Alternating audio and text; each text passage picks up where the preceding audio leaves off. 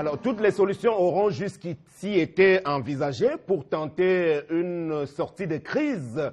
À l'instant même, se retrouve dans les zones anglophones du pays toute une batterie d'élites qui ont donc été mobilisées, comme on l'a vu depuis hier, par les soins du chef du gouvernement. Monsieur Yann Philémon, qui semble faire preuve de bonne foi cette fois-ci, puisqu'il consulte, demande aux uns aux autres de lui faire parvenir leurs préconisations afin que celles-ci puissent être mentionnées dans un rapport général qui sera donc transmis, a-t-on appris, au chef de l'État. Sauf que ce dernier, le chef de l'État, est toujours porté disparu. On ignore les raisons de son absence prolongée jusqu'à ce jour. Monsieur Paul Biya n'est pas retourné au pays, mais revenons un tout petit peu sur l'objet de cette mission pour laquelle le gouvernement a donc amené l'élite essentiellement anglophone aujourd'hui parmi les chefs traditionnels, anciens ministres, députés, sénateurs. Et du coup, on a envie de se rappeler de ce qui s'était produit à la date du 1er octobre dernier, lorsque le comité central du RDPC avait aussi imaginé dans la même occasion de procéder par des marches de soutien. Et au passage, on évoquera également cette autre marche imaginée par l'ambassadeur du Cameroun en Suisse. Eh bien, les ambassadeurs s'en mêlent aussi de toute cette affaire-là. Même Samuel Mvondo Ayolo, qui est en France, a donné sa part de vérité sur la question. Mais toujours, aucune véritable voie de solution, de sortie qui soit crédible et qui emporte l'adhésion de tout le monde. Mesdames, Messieurs, la crise anglophone a atteint les cimes et jusqu'ici, des personnalités au rang desquelles Edith Kabanwala demandent à ce que plutôt l'Union africaine ou plutôt quelques autres leaders importants de la scène africaine viennent nous aider à régler nos problèmes. Merci. Voici le Zénith, émission d'utilité publique. Bienvenue à tous. Bienvenue à vous, Charles Amène Bachou. Bonjour. Bonjour, Sam Sévérin Ango. Et bonjour, Ali Bom Liliken. Madame le ministre, on veut savoir, que se passe-t-il avec la connexion? Pourquoi ne parvient-on pas à appeler? Pourquoi ne parvient-on pas à avoir accès à nos comptes? Vous avez tout permis et aujourd'hui on se retrouve déboussolé. 2 jours à avoir des difficultés pour appeler et rentrer dans son compte. Que se passe-t-il? Bon, voilà peut-être la question. Je ne sais pas si c'est à la ministre Charles Amel qu'il faut l'adresser, mais c'est vrai, vous faites bien de le dire parce qu'elle est à la tête du département concerné. Aujourd'hui, il y a tellement d'administrations qui sont impliquées dans la question des télécommunications au Cameroun. Peut-être l'agence de régulation des télécommunications devrait nous en dire davantage aussi, au-delà même du rôle que peuvent jouer les entreprises qui sont essentiellement concernées au premier chef. Mais vous faites bien d'interpeller Mme Libon Lilican qui supervise tout ceci. Bienvenue à vous, Megui, bonjour. Bonjour Sam Sévérin et bonjour à vous, chers téléspectateurs. On va, dans la revue des réseaux sociaux ce jour, parler de beaucoup de choses. Entre autres, qu'est-ce qu'a fait Calixte Béala, l'écrivaine? C'est quoi son actualité? Vous en saurez plus. Qu'est-ce qui se passe concernant la crise anglophone? Alors, quels sont les rebondissements, les agissements des acteurs de cette crise-là ces derniers jours? Vous en saurez plus, entre autres. Et c'est juste dans quelques minutes. Voilà l'actualité de nos people, de nos stars. Vous pouvez la retrouver dans la revue des réseaux sociaux ainsi que toutes les autres informations qui ressortent de cette rubrique lorsqu'elle interviendra tout à l'heure. Il y aura aussi la colère de Charles Armel. On va accueillir Mbombok Mbengan. Bonjour. Bonjour Sam. Moi je salue le Premier ministre qui est rentré encore dans le chaudron de la crise anglophone.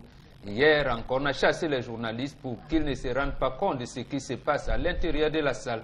Merci. Mais les informations font état de ce qu'on a dit au chef de l'État. Ce n'est pas vous qu'on attend ici, c'est le chef lui-même. Vous n'avez pas de solution. Voilà, on a dit au Premier ministre, semblez vous vouloir dire, voilà, donc, puisque c'est le Premier ministre que vous avez interpellé. Tout à fait. Voilà, donc, ils disent qu'ils attendent beaucoup plus le président lui-même, c'est ça? Tout à fait. Ils attendent le président de la République. C'est lui qui a les clés de la solution. Ce n'est pas lui, le Premier ministre. Très bien, surtout que lors de précédentes missions similaires, Yann Philémon et tous ceux qui l'ont accompagné n'avaient pas abouti à la bonne solution. Hein, voilà. On va démarrer ce programme avec véritablement l'histoire du jour. Et voici venu le temps de tendance. Bonjour. Bonjour Sam, bonjour encore à Tata Jackie. Tata Jackie, tiens bon. C'est la vie, ça arrive, c'est les étapes de la vie. Megui, oui. Tata Jackie est en train de perdre le poids. Je t'ai demandé de prendre un peu le poids. Parce que quand tu perds le poids comme ça, si on commence à dire que tu as le sida, ne m'appelle pas. Tata Jackie a maigri, elle me dit, je vais faire comment? Donne-moi les conseils. Femme au foyer, tendez bien vos tympans parce que Après, on m'a dit que qu'est-ce qu'un avait dit. Je dis ce qui se passe. Si vous la voyez, c'est d'abord une belle femme, ça. Mais sauf que la mère, elle a perdu le poids. Si tu fais comme ça, elle va tomber. Ma chérie, ne donne pas l'occasion aux gens de dire de n'importe quoi sur ton nom. Elle, que s'est-il passé? Au départ, elle travaillait bien. Tout allait bien dans son foyer, Megui. Elle avait partagé les tâches au départ, les charges. Son mari payait la maison et la lumière. Mais elle rationnait. Quand elle travaillait bien, elle rationnait. Elle s'occupait des répétiteurs des enfants. Tout ça. Mais sauf que ça fait 3 mois, elle ne travaille plus. Son mari est devenu le caméléon. Même pour lui donner 1 franc. 5 francs comme ça, la somme. Voilà un billet de 500. Si elle a besoin de 500 francs, comme ça, elle dit que ouais, pardon. Je veux 500 francs. Pour que l'homme donne, il faut d'abord qu'il parle sur l'argent. Il parle d'abord par ressources. Tu ne sais pas que tes égos travaillent. Tu fais quoi à la maison? Moi-même, je travaille quoi? Est-ce que je fabrique l'argent? Elle me dit, hier, elle m'a montré la greffe. Une greffe qui a tapé 1 mois sur sa tête. Que depuis, elle dit à son mari que ouais, pardon, est-ce que je peux aller me coiffer? Il dit oui, qu'il n'a pas l'argent.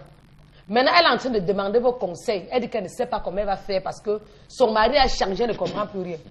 Quand elle dit que ouais, l'argent de bailler des enfants, il commence, il la regarde du pied jusqu'à la tête. Après, il piaffe, il fait. Je donne même d'abord comme ça là que, est-ce que je travaille l'argent? Je donne même d'abord comme ça que je fabrique l'argent. C'est toi qui travailles l'argent à ma place. Ça aussi de la maison, tu vas travailler. Donc, elle est stressée. Elle a besoin de vos conseils. Est-ce qu'on doit vivre... Il y a un grand mot en français, la bombe, ça ne vient pas. Est-ce qu'on doit vivre le calvaire dans son foyer quand on a perdu son emploi? Point d'interrogation. À vous la parole. Très bien. Et disons que l'inverse sera possible également si on peut se poser la question quand l'homme perd son emploi. Mais revenons sur le cas de la dame qui se retrouve aujourd'hui sans emploi. Ça nous permettra peut-être de rentrer davantage dans le fond de cette problématique. Même la femme a-t-elle vocation à travailler à tout prix d'ailleurs? Non, Sam, je réponds de manière, j'allais dire, solennelle. Non, elle n'a pas le droit de travailler. Elle peut travailler. Elle n'a pas l'obligation. Elle n'a pas l'obligation de travailler, même si elle est agrégée en agrégation ou docteur en doctorat de quoi. Elle n'a pas l'obligation de travailler. Maintenant, si elle travaille, elle vient en appui à son mari.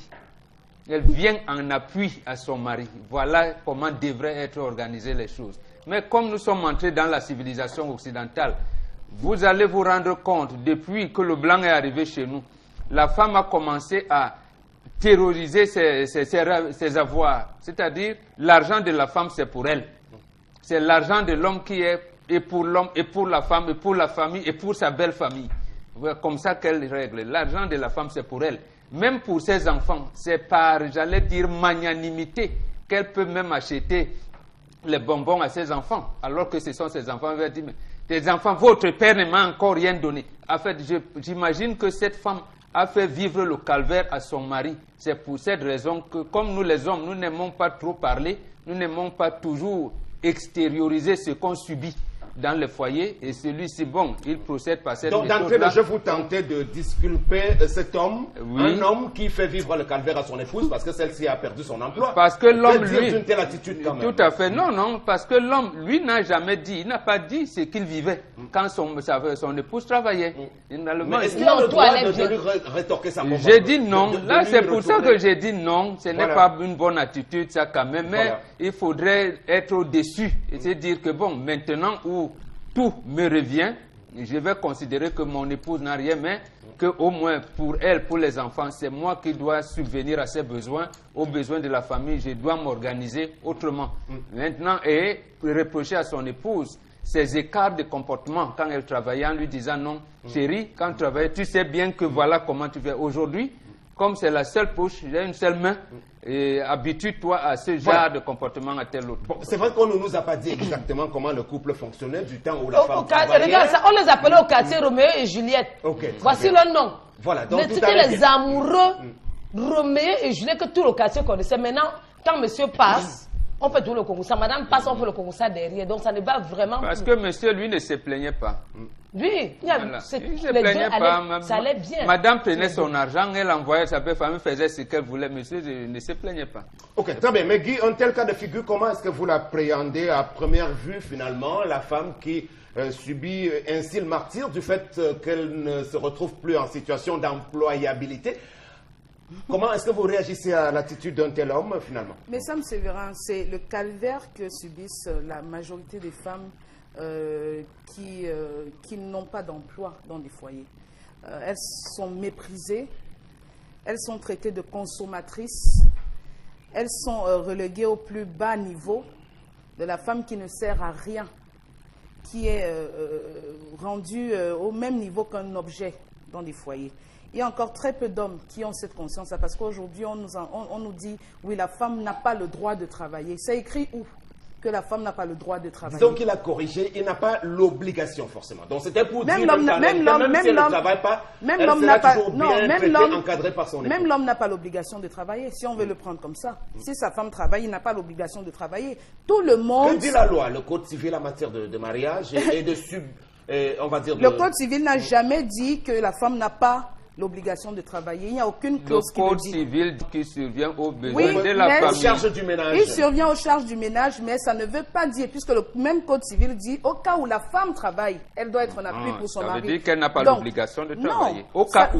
Non, mais au cas où, c'est une situation de la vie. Aujourd'hui, vous pouvez travailler, demain, vous pouvez ne pas travailler. C'est des choses, c'est des situations de la vie qui amènent les uns et les autres à pouvoir travailler. Même, il y a des situations où un homme peut dire à sa femme, chérie, j'ai suffisamment de moyens, tu restes à la maison. Mais maintenant, ce que je veux dire, c'est quoi? Ce serait même une bonne chose pour des femmes qui veulent rester auprès de leurs enfants. Ce serait une bonne chose. Mais il faut dire que aujourd'hui, au vu des mentalités des uns et des autres, les femmes, ça peut même être de façon involontaire, mais sont contraintes aujourd'hui d'aller elles aussi travailler pour se prémunir, pour mettre des garde-fous, pour se sentir épargnées de certaines humiliations.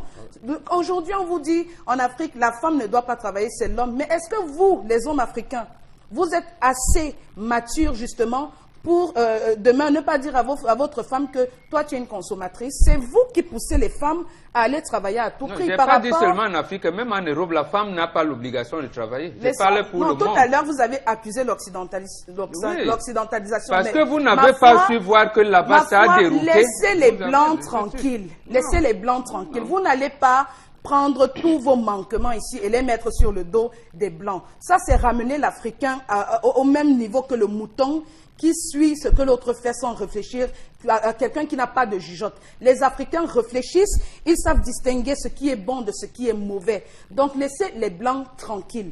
Laissez les Blancs tranquilles. Les hommes noirs se comportent mal parce que l'occidentalisation a fait que. Les femmes noires se comportent mal, l'occidentalisation a fait que. Pourquoi vous laissez que ce soit les autres qui influencent votre comportement et que ce ne soit pas le contraire? Après, vous vous plaignez quand on vous traite de Charles Amen Bachou, est-ce qu'on doit parler d'humiliation dans un couple en réalité? Puisque en matière de travail, je crois que chaque couple définit ses priorités. Si le monsieur ne souhaite pas que sa femme puisse travailler, je crois que ça relèvera d'un modus vivendi, d'une entente entre les deux. Donc forcément, il ne doit pas y avoir de scènes d'humiliation ou bien de moquerie en disant consommatrice, par exemple. Sam Sévérin, nous étions dans les années 1350, dans les années 1400, 1500, 1600, 1900, jusqu'à ce qu'on nous raconte que la femme ne travaillait pas. C'est l'homme qui rapportait tout. Le couple était tellement organisé que l'homme allait défricher le champ, nettoyer le champ, engager les travaux les plus durs, la femme allait semer. L'homme ne revenait que pour la récolte, semer et entretenir. L'homme ne revenait que pour la récolte. Donc les travaux durs depuis la nuit des temps ont été celles de l'homme et non celle de la femme. D'ailleurs, la Bible est claire. L'homme gagnera sa vie à la sueur de son front, tandis que la femme enfantera avec douleur. Je ne sais pas ce que Megui veut nous dire aujourd'hui. Peut-être nous perdons, nous sommes en train de nous perdre en conjecture, mais j'estime là, Sam Sévérin, que à ce moment et à ce niveau, nous avons de sérieux problèmes. Pourquoi? Voilà l'occidentalisation qui est arrivée. L'occidentalisation arrivant pose à la femme que tout le monde est égaux. Tous les 8 mars, qu'est-ce que vous entendez? Égalité oblige. De quelle égalité parle-t-on? Premier point d'interrogation. Il fallait organiser financièrement le couple. Et je parie qu'à ce niveau, c'est là où ce couple a eu le premier choc, l'organisation financière. Soit la femme touchait gros, soit la femme était imbue d'elle-même pendant qu'elle travaillait, soit, il faut le préciser, Sam Sévérin, la femme était tout simplement cachotière. Parce que tout porte à croire, au vu de la réaction de cet homme, que c'est la réponse du berger à la bergère, très simplement, Sam Sévérin. Lorsque vous essayez de regarder, vous allez vous rendre compte qu'il y avait un conflit entre les deux, un conflit que l'homme savait gérer, que l'homme savait digérer en attendant le jour où. Et il se disait que Dieu te maintienne toujours comme ça, parce que le jour où tu vas fléchir, tu comprendras ce que ça fait. Donc il faut dire que dans les couples, il y a des petites rancunes. Il y a des petites rancunes que les uns et les autres portent. Il y a des petites rancunes qu'on garde en disant le jour où elle va faire l'erreur. Est-ce qu'on doit nourrir non, je ne suis pas. Non, Sam Sévérin. Sam Sévérin. Quelle est la considération que vous avez vis-à-vis d'une femme pour que vous attendiez le moment venu pour lui faire rabattre le caquet? Je ne sais pas. Sam Sévérin, c'est dans le malheur que l'on prend conscience des sévices qu'il a posés aux autres. Même dans une famille, lorsque vous vous rendez compte qu'il y a des gens, quelqu'un qui a eu l'argent pendant un certain temps, il est devenu imbu de lui-même, égocentrique, orgueilleux, violent, grossier. C'est lorsqu'il vient chuter qu'il réalise l'ensemble des dégâts qu'il avait causés et qu'il prend conscience. J'en viens, Sam Sévérin, pour vous dire que l'homme est fait.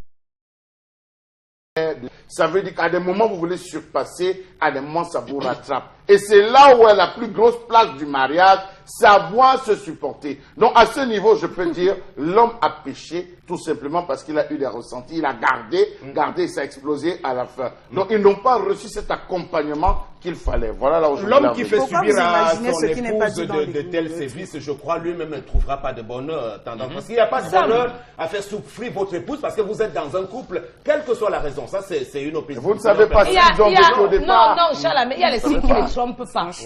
Tu l'as rencontré, elle travaillait, vous vous êtes mariés. Donc je comprends. Tu étais derrière elle parce qu'elle travaillait. Ce que je vais dire aux femmes ce matin, maman, il y a des moments où Dieu ferme la mauvaise porte. Il vous ouvre la bonne porte. Quand il fait ça, ne pleure même plus, le couple est là pour lui. Parce que tu vas rester là, dire que waouh, mon mari m'insulte. Ouais, s'il arrive même que vous vous séparez, non, séparez-vous pour que tu sois même bien. Aujourd'hui, il est le caméléon. Avant, même pour aller aux toilettes, tu l'accompagnais.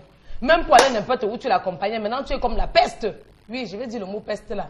Parce que les gens vont dire, qu'est-ce que tu peux écrire? Oui, je peux écrire peste. Je peux. Je sais pourquoi il dit ça. Donc, comme vous dites quoi? Quand ça ne va pas, parce que ça ne va pas. Il y a les signes qui... Quand tu peux être avec un homme, tu perds ton emploi, il commence à te traiter de tout. Pour te donner un frère, il faut qu'il bavarde. Ma chérie, calme-toi, tiens bon, ton vrai homme va être en route. Parce que le type là n'est pas fait pour toi.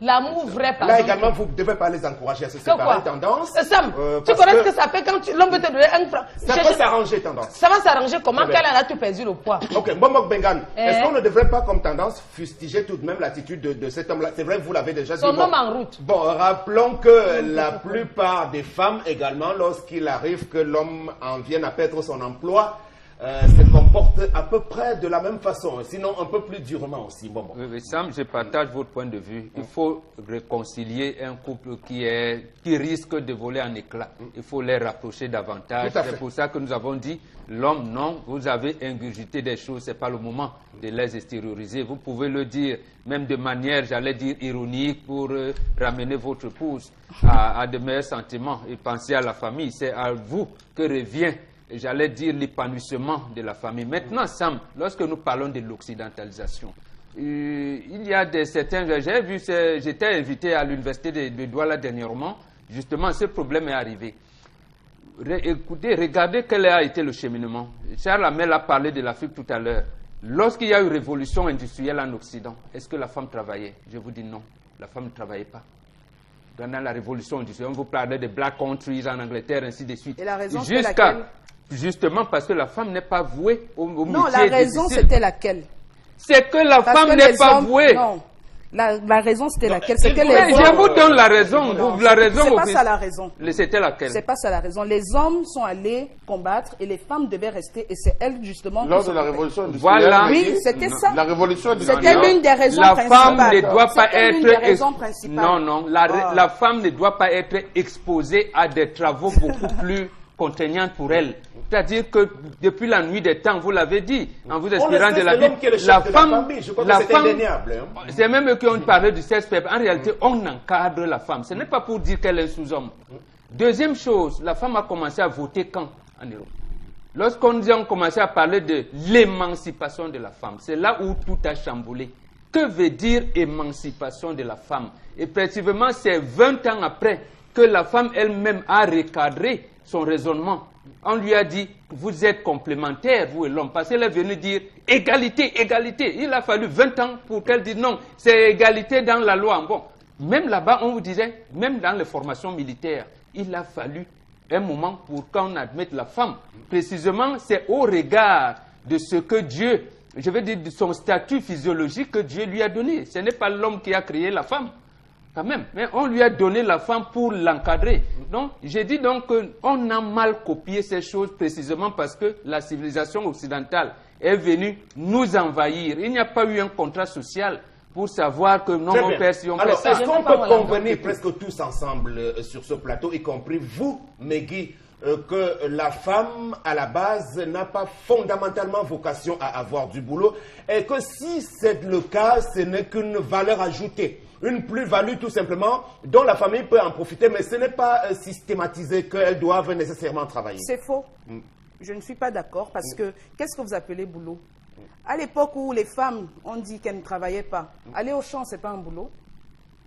Aller au champ, vous savez de quoi je parle quand je parle de boulot? C'est-à-dire une activité lucrative tout à l'heure, on nous a dit qu'elle a l'obligation de sortir tous les jours. Tout à l'heure, on nous a dit que vous êtes tout simplement contre l'indépendance financière de la femme parce que vous estimez que pour des hommes machos, ça vous permet de mieux les écraser. Vous prenez le mauvais côté de la chose. Non, je le dis et je l'assume ce que je dis. Parce que quand vous parlez de boulot, tout à l'heure, Mbamboka a mis ici le fait que parce que les femmes, même sur le plan physiologique, ne peuvent pas faire certaines choses. C'est pour ça qu'elles n'ont pas vocation à travailler. Je dis, le travail du champ, c'est un boulot. C'est un travail et qui demande de l'effort physique. Et même le travail de la ménagère aussi, c'est un boulot. C'est un boulot. Okay. Le commerce, c'est un boulot. Mais c'est pas ce que je voulais dire. Je voulais parler d'une activité rémunératrice qui vous impose un emploi de temps. Maintenant, je vous ai très bien compris. Maintenant, vous ne pouvez pas vouloir quelque chose et son contraire. Je dis, aujourd'hui, quand vous voyez un jeune homme qui veut parler de sa fiancée, il en parle avec beaucoup de zèle. Quand il veut dire, elle est cadre dans telle entreprise de la place. Il est content, il est fier de le dire. Parce que pour lui, ça, je sais pas, ça rajoute... Vous avez dit un jeune homme, dans la jeunesse d'aujourd'hui. Non, ne généralisez pas tout le monde. Je dis même les hommes. Ouais, les hommes en général. Tout ce que même Charles Hamel, tout ce qu'il a dit tout à l'heure là, vraiment qu'il soit franc. Qu'il soit franc. Je dis aujourd'hui, vous ne pouvez pas vouloir quelque chose et son contraire.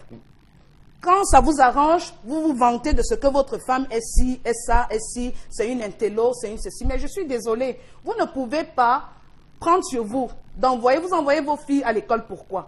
Pourquoi vous encouragez vos filles à pousser leurs études, à faire des formations professionnalisantes? C'est pour qu'elles travaillent. C'est pour qu'elles travaillent, pour qu'elles puissent être indépendantes.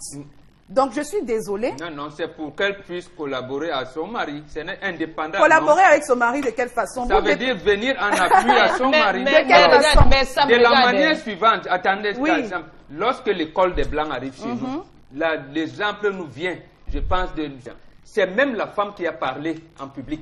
C'est pour vous dire, premièrement, qu'en Afrique, on est choisi vers la femme. Ça s'appelle la Grande Royale. Et qu'est-ce qu'elle dit? On dit, ce qu'on va perdre en allant à l'école vaut-il ce qu'on va gagner? Oui, très bien. On va essayer d'aller conclure avec les messages de téléspectateurs sur le sujet. Et puis on prendra les derniers avis sur le plateau. Vraiment, on court après le temps aussi. Charles Hamel, d'abord avant les messages. Oui. Alors, je veux dire ça, M. Véran, qu'un vrai homme en Afrique n'a jamais affiché sa femme.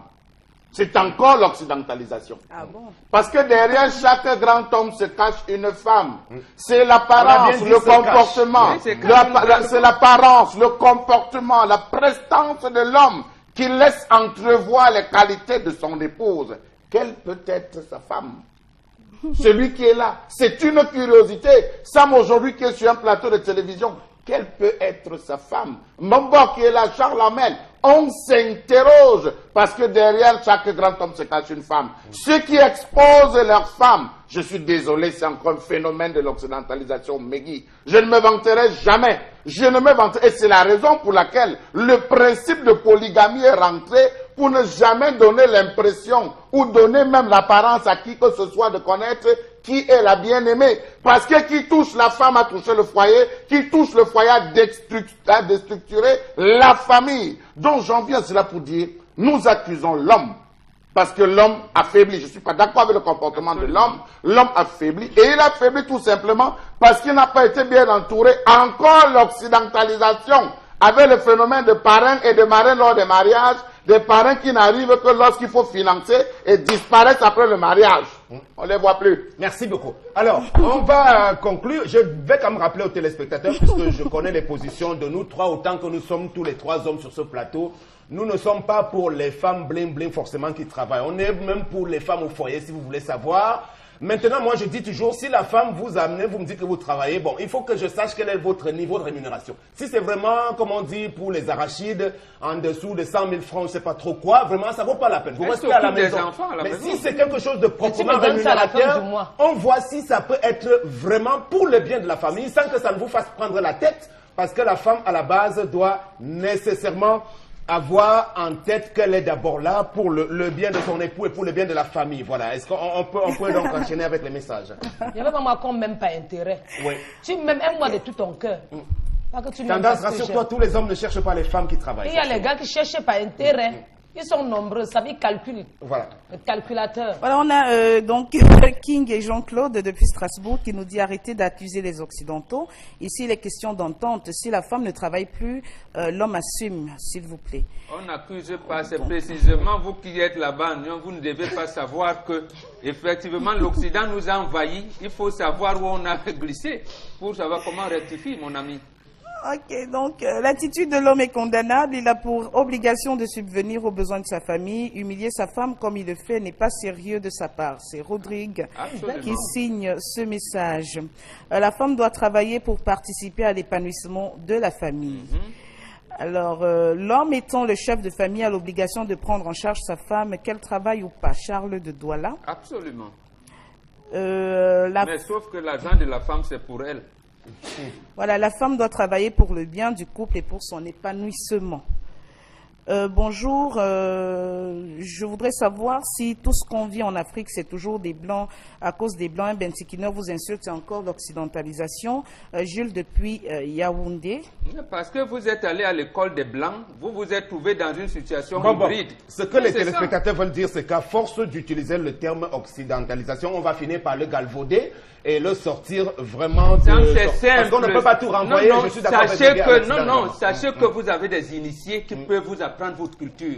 Ce n'est pas en 2 mois, en deux secondes ici. Mais aujourd'hui, on parle français, on ne parle pas en langue mais justement, parce que l'État, justement, a été colonisé par les Français et les Anglais. Si on se parlait, on n'avait pas mis une langue nationale. Savez-vous qu'il y a des gens, des couples qui se couchent sans se dire bonne nuit? Qui se lèvent sans se dire bonjour? Je dis bonjour, mais ce sont des Occidentaux. Mais en Afrique, ça ne s'est jamais vécu. Le principe, les règles élémentaires de politesse sont appliquées depuis le bas âge. Combien de jeunes aujourd'hui cèdent le siège à leurs aînés? Sauf que chez les Occidentaux, même en entreprise, ça se verra. Les couples en Europe, on ne se sépare quand on ne s'entend plus. Mais chez vous, ici, vous pouvez vous dire bonjour. Non, ce n'est pas... Non, ça c'est vrai aussi. Ce n'est donc pas une bonne chose. Voilà, c'est ça. Le taux de divorce. En Occident, voilà, il a parlé de l'insulte de Ben Sikin. Ça commence à la maison. Votre enfant de 6 ans, vous ne devez pas lui dire s'il te plaît quand vous lui demandez de l'eau à boire. Vous lui dites donne-moi de l'eau. Merci bien. Pourquoi je ne vais pas aller merci. On va refaire ce débat. Savoir-vivre. Ce n'est justement pas le savoir-vivre. On évolue à présent avec la colère. Et ce mardi, on va aborder une des questions relatives au développement, à l'insertion des jeunes. Bon, les différents programmes qu'on a évoqués hier, on va les ressasser un à un. Et ce jour, on commence par ce qu'on appelle le PAGER-U. Ça devrait vouloir dire Programme d'appui à la jeunesse rurale et urbaine. Voilà, avec Charles Hamel.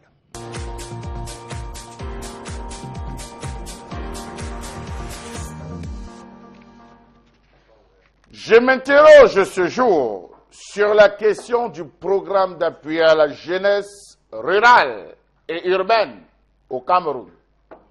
C'était un programme destiné sur 5 ans qui devait aboutir à autre chose, mais qui finalement n'a pas traversé les frontières de Mbankomo à Yaoundé, mais qui ne s'est arrêté que dans le centre. Je m'interroge ce jour sur les différentes orientations des fonds mis à la disposition de ceux qui devaient le gérer. Je profite pour saluer le ministre Zachary Pérévé. À quoi nous aura servi la mise sur pied de cette affaire du PAGER-U?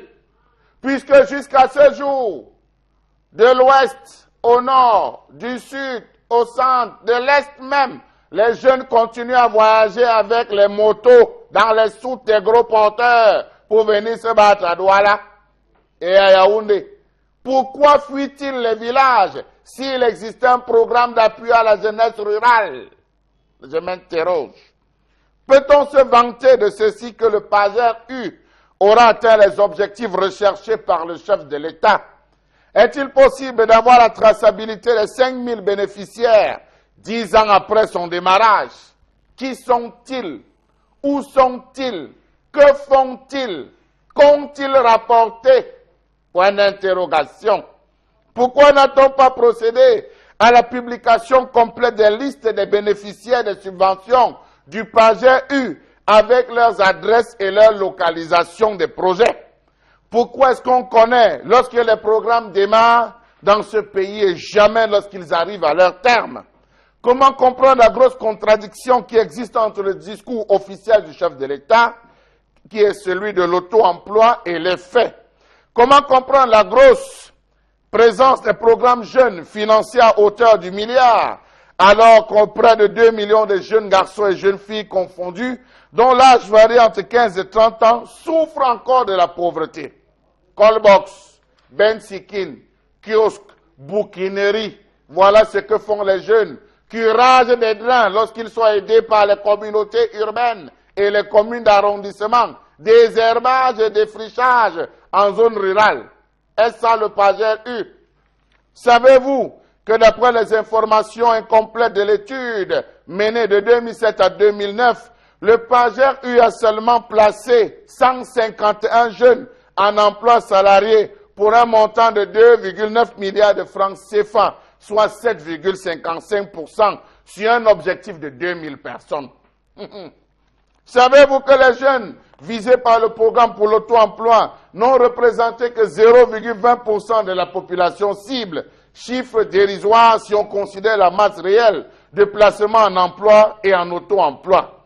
Savez-vous que la mise sur pied du programme PAGER-U évolue en extrême déphasage avec les objectifs de la stratégie nationale en matière de politique d'emploi? Savez-vous qu'il y a un décalage important entre le nombre de projets financés et la demande? Savez-vous qu'à Bouddha, par exemple, sur 110 projets soumis au programme par les jeunes, 10 seulement ont obtenu des financements au courant de l'année 2009, proportion d'environ 10% qui se sont retrouvés également en Konsamba, parce que Konsamba dans le Mungo a eu les mêmes problèmes. Savez-vous que le montant des financements accordés dans le cadre du PAGER-U était trop bas, ne permettant pas de réaliser des projets consistants? Comment comprendre la forte mobilisation et implication des fonctionnaires de l'administration publique dans les missions du PAGER-U?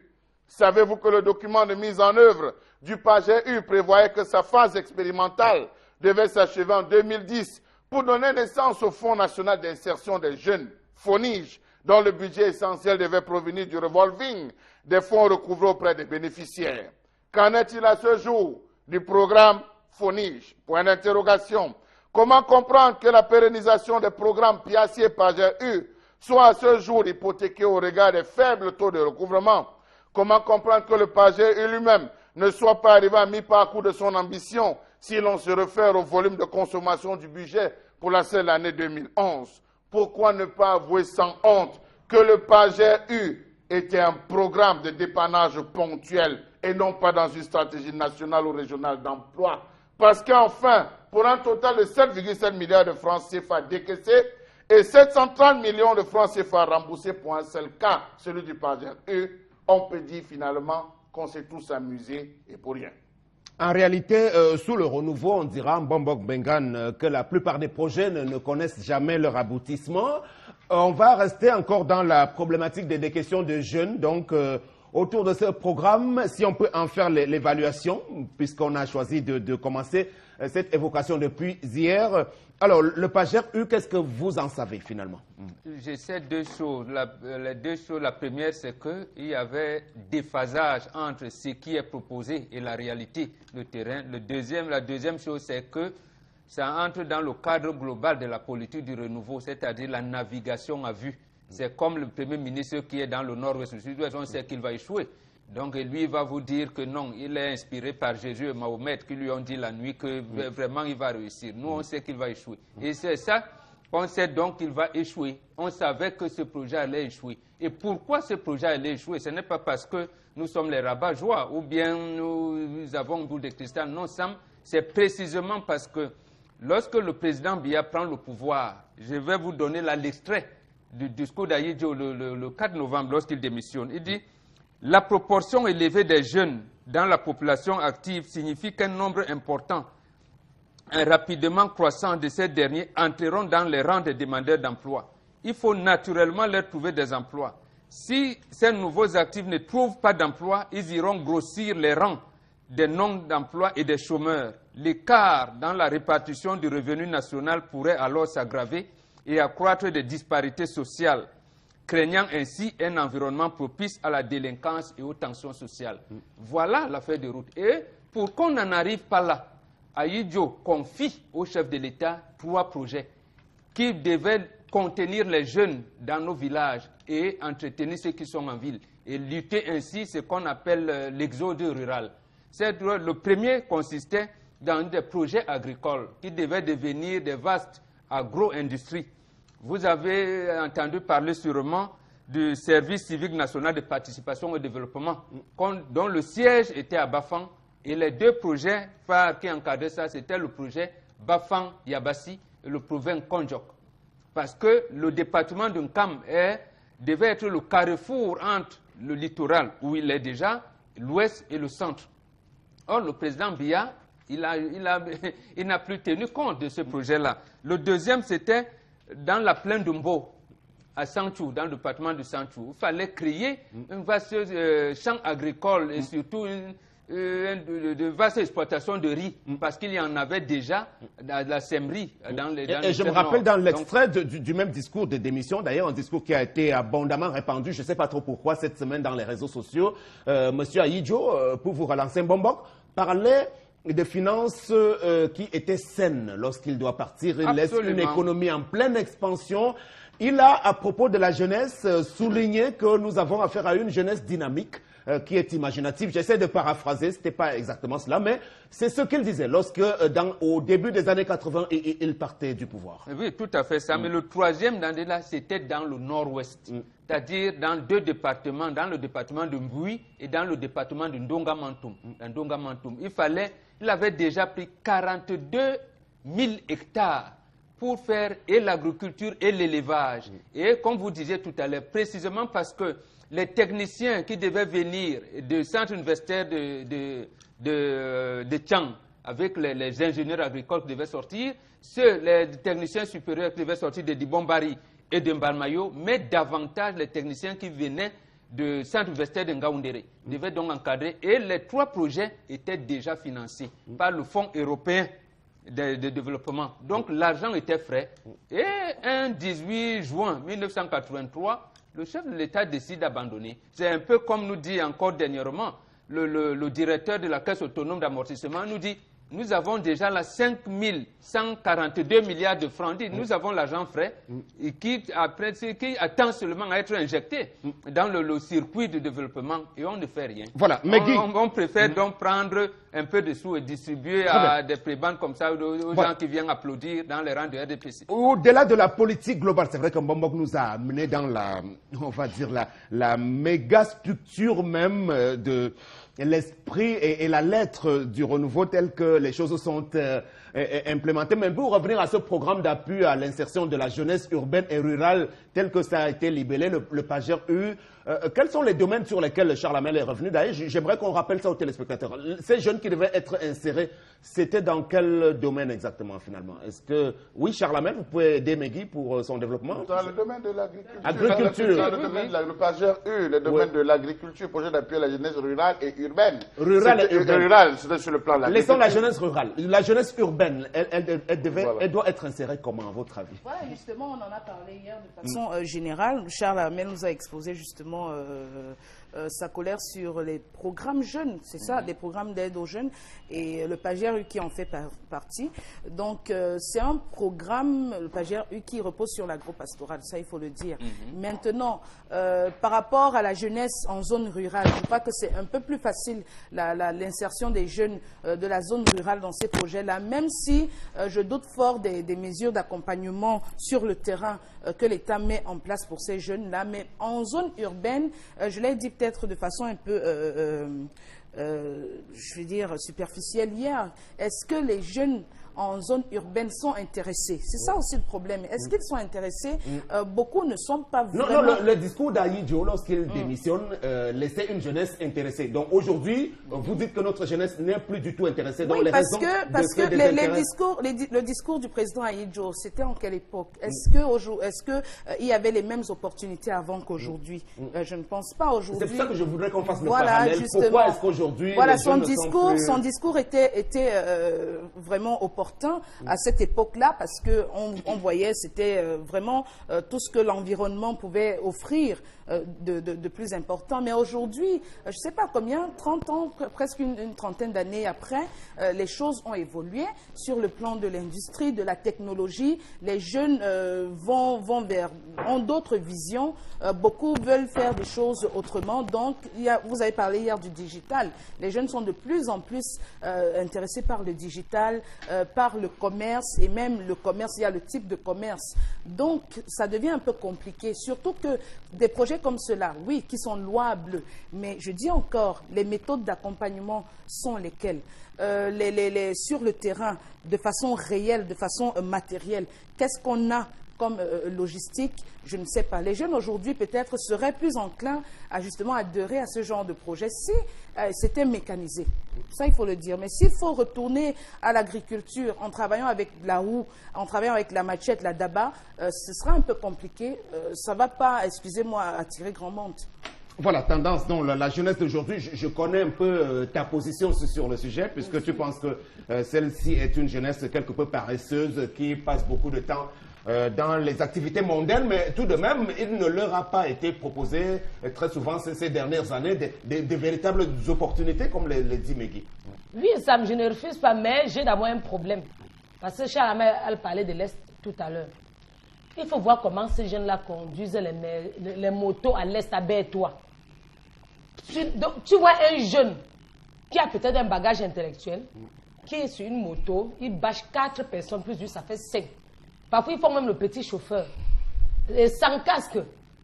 Vous croyez que si vous faites l'accident, vous mourrez là, vous allez dire que c'est le gouvernement? Non. Même si on ne vous suit pas et que vous conduisez les motos, conduisez avec prudence. À moins que je parle mal ou je ne parle pas mal, ça.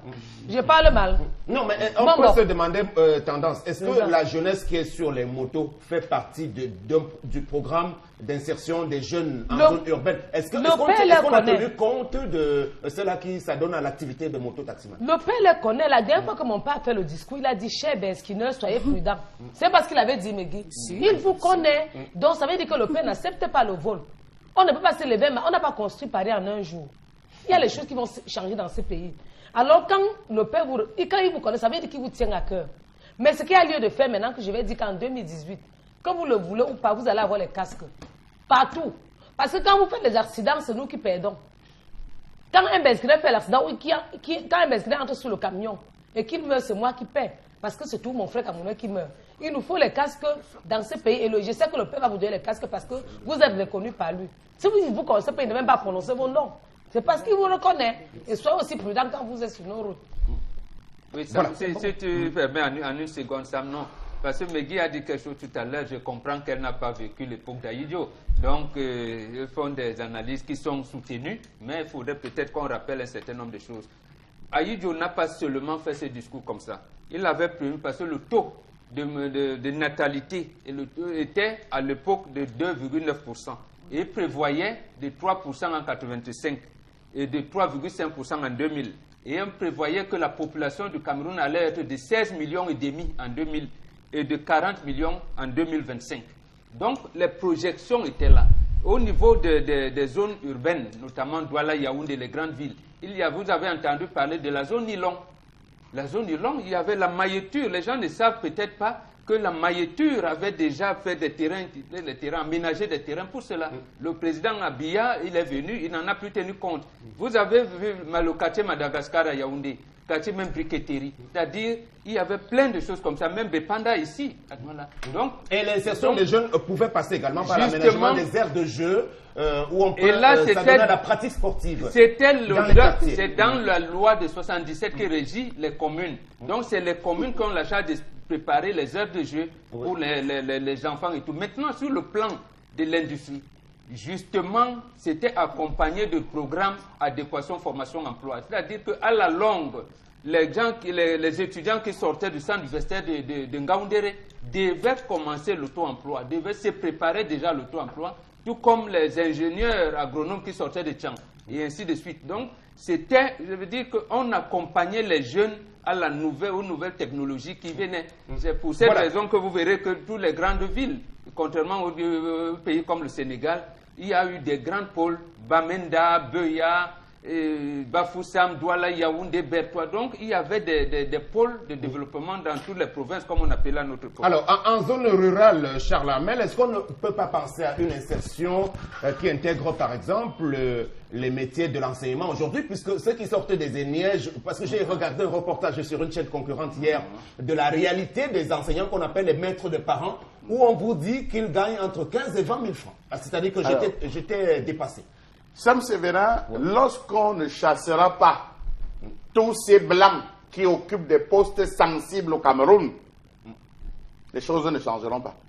Très bien, les blancs, mais aussi tous les J'ai dit, non, Sam Sévérin, j'ai dit tous les blancs qui occupent des postes sensibles dans cette république. Conseiller technique de ceci, conseiller spécial de ceci. Tant qu'on ne chassera pas tous ces blancs qui occupent la gestion du livre au Cameroun, on n'enseignera rien.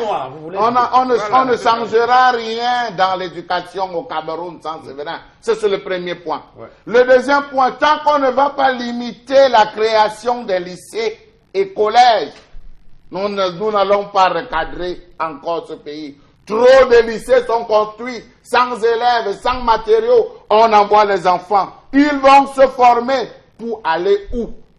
Tant qu'on ne repensera pas à l'orientation scolaire, Sam Sévérin, on ne va former que des gens qui vont faire logistique et transport, banque microfinance, histoire, géographie, sociologie, psychologie, philosophie. Pour aller où, Sam Sévérin? Pour aller où? Nous avons besoin plus du technique que de la pensée, parce que même nos intellectuels ont échoué. Je suis désolé. Sam Sévérin, baladez-vous. C'est discutable. Non, c'est discutable. Tout est discutable, Sam Sévérin. Ce n'est qu'un avis. Et nous généralisons nos avis. Ce n'est pas des avis personnels. Allez à Ebolova, à Tokyo, allez à Kenzu, Sanchu, Garigombo, Yokadouma, Baturi, Bertois. Allez même en Kolbikwan, ou ici juste à côté à Bamengui. Vous allez vous rendre compte que ce n'est pas la terre qui manque, ce n'est pas les espaces qui manquent, mais c'est des problèmes. C'est des problèmes d'investissement, c'est des problèmes de conceptualisation et d'adaptation qui manquent dans ces zones. Sam Sévérin, connectez-vous sur Facebook tout de suite. Vous allez voir les jeunes qui vendent le foléré en ligne sur Facebook. Vous allez voir les jeunes filles qui proposent le lait au Sam sur Facebook. Vous allez voir dès 11 h sur Facebook des gens qui vous disent que ce jour, j'ai préparé, et filme un plat de nourriture, le couscous gombo. Seule la qualité du gombo et la viande posée, quand vous mettez le numéro de téléphone en bas, vous appelez, venez me livrer au bureau et vous consommez, Sam Sévérin. On ne compte pas le nombre de personnes, toujours sur la toile, et ce n'est pas des vieux, hein, c'est des jeunes qui le font, Sam Sévérin. Vous avez des femmes qui font le poisson braisé, qui filment le fourneau sur lequel elles le font, qui postent, et les gens commandent depuis le bureau, on vient les servir, livraison à domicile. Ça, c'est les jeunes. Oui, non, permettez-moi, Sam Sévérin, il faut que les Camerounais comprennent que la jeunesse fait, et la jeunesse se bat beaucoup, mais il n'y a pas d'accompagnement pour cette jeunesse. Vous avez les jeunes, ceux qui voyagent, qui font la route du centre, sud-est. Vous avez des jeunes qui sortent tous les jours, Sam Sévérin. Lorsque vendredi, samedi, dimanche arrive, vous avez les tomates au bord de la route, vous avez les goyaves au bord de la route, vous avez les papayes au bord de la route. Les gens ne vont plus au marché, c'est des jeunes qui sortent des champs avec cela sur la tête pour venir vendre. Ça veut dire qu'on a une jeunesse qui veut travailler et une jeunesse qui doit être accompagnée. Voilà. Je suis en cela pour dire, Sam Sévérin, et je vais finir avec l'autre. Nous avons les pommes de France, ce qu'on appelle aujourd'hui pommes de France, qui ne sont plus commercialisées en France depuis, qui ne sont plus achetées depuis la France. À une certaine époque, c'était en Afrique du Sud, et depuis peu, c'est dans certaines zones du Cameroun où on cultive les pommes qui sont revendues sur notre marché camerounais. Ça, c'est encore des jeunes. Nous avons Eric Niat. Eric Niat qui a fait une expérimentation du raisin, Sam Sévérin, sur des terres. Le raisin a pu pousser en terre africaine. C'est dit que nous ne pouvons pas. Nous avons des villes en Europe. Bordeaux, on sait qu'on fait du bon vin. Nous avons des villes où on fait en Europe du bon fromage. Lorsqu'on parle de telle ville, on dit là-bas c'est le fromage, là-bas c'est le lait, là-bas c'est X. On peut le faire au Cameroun si véritablement l'argent qui a été donné, on a des dotations financières qu'on a fait sont acheminées à bon port et non derrière des véhicules, derrière des fonctionnaires qui vont à la mission, qui vont ponctionner cela avec des locations. Voilà le problème du Cameroun, Sam Sévérin. Voilà, et on peut également ajouter, pour les encourager également, les jeunes développeurs de start-up qui sont par exemple dans le digital, comme on le rappelait tout à l'heure, parce que j'en connais qui développent vraiment des applications toutes nouvelles et novatrices, hein, mais qui ont besoin d'accompagnement des banques et autres. J'en connais même que j'ai pu visiter. Quelqu'un qui a créé, si vous me permettez que je cite son nom également, parce qu'il a créé quelque chose qui s'appelle Clappers. Et vraisemblablement, il est en train de vouloir mettre un partenariat avec des gens, soit de DHL ou bien d'une banque de la place également, dans le domaine du e-commerce. Mais ça ne suffit pas parce qu'il n'est pas accompagné. Le ministère du Commerce est derrière le projet, mais de façon tout à fait pas très affinée. Donc, je suis d'accord pour rejoindre votre opinion là, que la jeunesse camerounaise est imaginative. Je prends le dernier point. Nous avons le vin blanc. Oui, il y a des jeunes Camerounais qui se sont lancés dans le vin blanc pasteurisé. Ça n'a jamais pu porter des fruits. Ils sont allés même faire des séminaires, ils sont revenus en disant le vin blanc que vous buvons, on peut le pasteuriser, le faire consommer. C'est plutôt les gens des industries, c'est des industries, des sociétés braticoles qui ont tué ce projet. Donc, ça, vraiment, je dis, c'est pas donc, le projet. Pour nous résumer, Megui, vous avez l'une des dernières paroles. Le Pager U, imaginé par les pouvoirs publics, donc c'est une invention comme parmi tant d'autres qui vise à bluffer la jeunesse sans réel contenu. On est désormais habitué à ce genre d'initiative, je vais dire quoi, pratiquement, peut-être pas fictive, je dirais pas jusque-là fictive, mais un peu fictive dans la mesure où on ne voit pas trop bien à quoi elles servent finalement. Parce que justement, les jeunes pour qui elles sont créées n'en profitent pas véritablement. C'est un projet agropastoral, mais je dis toujours qu'il faut penser justement à l'adéquation, formation, emploi. Vous ne pouvez pas appeler les jeunes justement à se jeter dans le milieu de l'agriculture sans qu'il y ait en aval une formation. Il faudrait quand même que déjà que l'État pense à former ces jeunes-là, que les coûts de formation ne soient pas onéreux, pour que si vous estimez que l'agriculture c'est un domaine très prometteur, mais écoutez, et que ça peut faire la force de notre pays, je crois que c'est tout le pays qui en profitera, donc pourquoi pas mettre, je sais pas, des structures en place pour que le maximum de jeunes aillent se former, comprennent dans quoi est-ce qu'ils veulent se jeter. Vous ne pouvez pas demander à quelqu'un de venir se lancer dans l'agriculture, oui, juste parce que le chef de l'État s'est placé comme ça, a fait un discours, l'agriculture, la terre ne trompe pas. Non, mettez véritablement les moyens en place et que ce soit effectif, que ce soit réel et pas fictif. C'était le ministère de l'Emploi et de la Formation professionnelle, c'est lui qui pilotait, Zachary Pellever, ce projet. Et en lieu de place de Pager, je ne sais pas, ou alors on peut même les maintenir, mais aussi créer donc des programmes qui peuvent accompagner les jeunes dans d'autres domaines. Non, moi, je serais contre l'existence et la pérennisation de ces pseudo-programmes qui n'ont rien donné. Donc, il faut les annuler presque toutes, supprimer presque globalement toutes ces entités-là qui sont plutôt budgétivores, parce que quand vous voyez toutes ces personnes qui sont désignées à l'intérieur, bon, je pense que c'est plutôt au bénéfice de ces personnels qui sont désignés pour occuper des postes. Les fonctionnaires camerounais qui adorent bien ces choses. Moi, je pense qu'il faut aller au-delà, il faut dire au renouveau que ce qu'il y a fait pour le Cameroun, il ne peut plus le faire. Et quand on ne peut pas, on laisse. Donc le chef de l'État peut carrément démissionner, comme son illustre prédécesseur l'a fait. Et surtout laisser la bonne image de quelqu'un qui a essayé, mais qui n'a pas pu. Et reconnaître que c'est l'intérêt supérieur de la nation aujourd'hui qui doit primer pour qu'on aille vers une troisième république. Tendance, tu n'es pas d'accord avec ça? Non, c'est que ça me regarde. Les jeunes, moi je vais dire au chef de l'État de veiller sur ça, parce qu'il parle, mon père comprend. On a dit que les jeunes vont se donner. C'est qu'il n'est pas là, peut-être qu'il n'était pas. Non, il n'est pas là, mais il va m'écouter, il va revenir. Il sait que les Camerounais ont besoin, on a envie de le voir. Les gars ont même faim. Certains Camerounais ont perdu le poids depuis qu'il n'est pas là, je sais. Mais je vais encore dire à mon père de voir clair pour ça. Tous les jeunes de Bafoussam sont des fermiers. La dernière fois, on a fermé les fermes à Bafoussam, on a dit qu'il y avait la grippe aviaire. On ne les a pas indemnisés. Qu'est-ce que ces gars-là deviennent aujourd'hui? Parce qu'après, on a traversé dessus. D'autres sont rentrés dans les villages. D'autres sont là, ils deviennent les agresseurs. D'ailleurs, qu'il ne soit pas que vous agressez. Je veux que le père essaie de voir clair dans cette affaire pour dire que la dernière fois, on avait dit qu'il y avait la grippe aviaire à Bafoussam.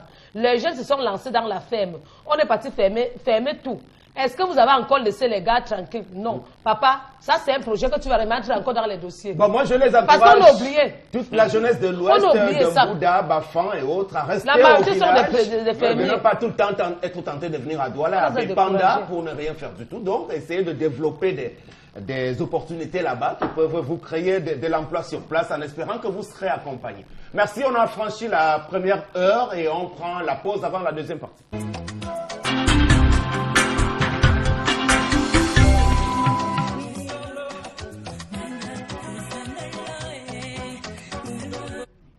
Voilà, on repart avec la deuxième partie qui sera consacrée aux rubriques que vous connaissez. Mais on prend d'abord les avis des téléspectateurs avec vous, madame. Voilà, donc on a des avis de ce téléspectateur, un Kem Fongen depuis Sanchou. Avant les indépendances en Afrique centrale, les Blancs connaissant notre sol riche ne nous avaient pas préparés à être des industrialistes. Voilà.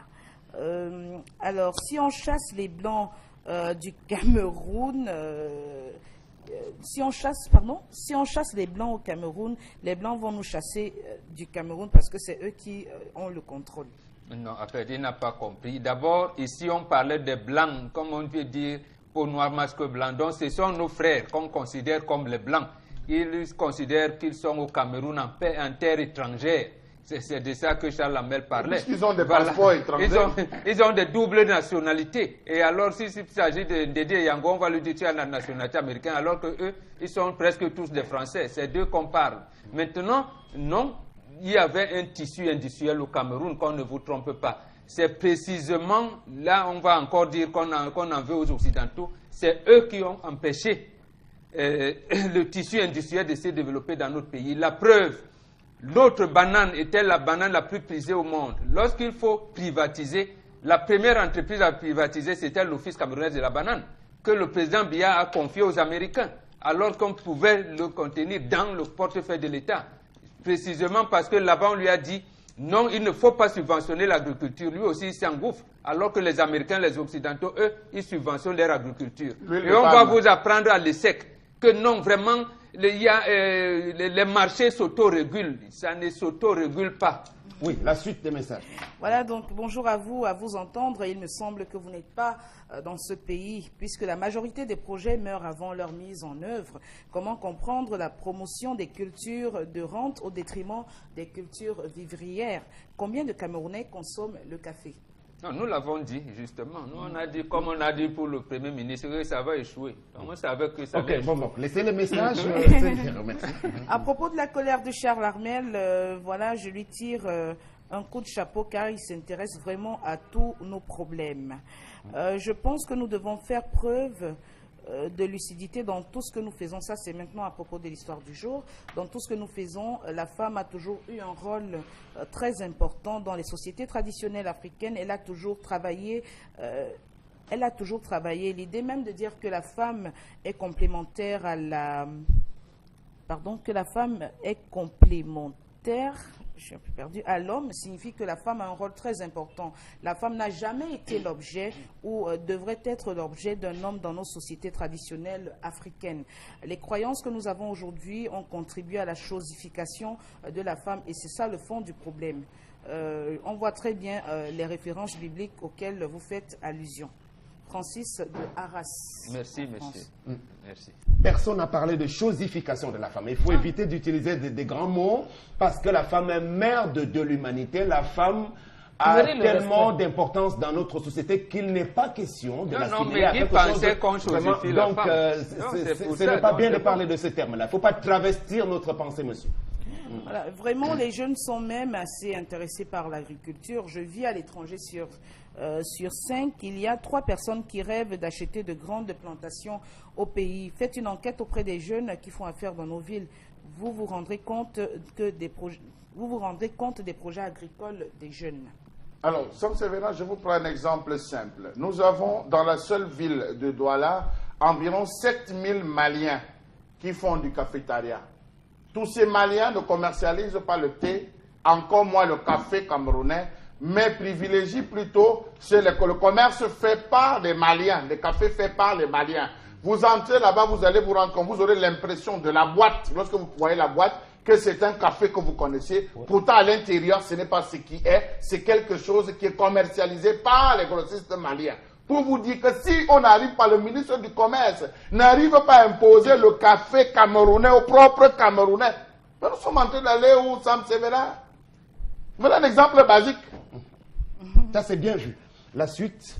Voilà, si les femmes travaillent aujourd'hui, c'est parce que les hommes sont en train de faillir à leurs obligations. Ils deviennent de plus en plus, irresponsables. C'est discutable parce qu'on ne trouve pas la majorité des hommes qui sont irresponsables. On va prendre la suite de ce programme avec, à présent, la revue des réseaux sociaux. C'est toujours avec vous, madame. Merci, Sam Sévérin. Donc, pour ce qui est de la revue des réseaux sociaux, on va entrer malheureusement avec une note triste. On va parler de la mort de Léonard Seké, le mythique entraîneur des années 80, camerounais, qui quitte ce monde. C'était hier, donc, à Douala, à son domicile, lundi 16 octobre, et il s'en va à l'âge de 78 ans. Léonard Seké a été un talentueux joueur des équipes mythiques comme Étoile de Manga. Il débute sa carrière d'entraîneur dans des clubs de grande renommée comme Léopard de Douala, puis PWD de Bamenda, Union de Douala et Caïman de Douala. Également entraîneur national et sélectionneur des Lions indomptables en 1993, il réussit à qualifier le Cameroun pour la phase finale de la Coupe du Monde USA 94 avant de se voir limogé le lendemain au profit du technicien français Henri Michel, qu'il repose en paix. Peut-être que je pourrais suggérer à la réalisation de ne plus trop insister sur l'image, qui n'est pas à son avantage. Moi, je ne l'ai pas reconnu sur cette image. Ce n'est pas le Léonard Seké qu'on a connu, qui était quelqu'un... Parce qu'à ce niveau-là, vraiment, je crois qu'on a pris une photo d'une personne qui est déjà totalement... Justement, sans te couper, voilà, Sam Sévérin, justement, cette mort-là qui a fait remonter beaucoup d'émotions sur la toile et aussi beaucoup d'indignation parce que d'aucuns estiment qu'il a été longtemps malade et il aurait donc sollicité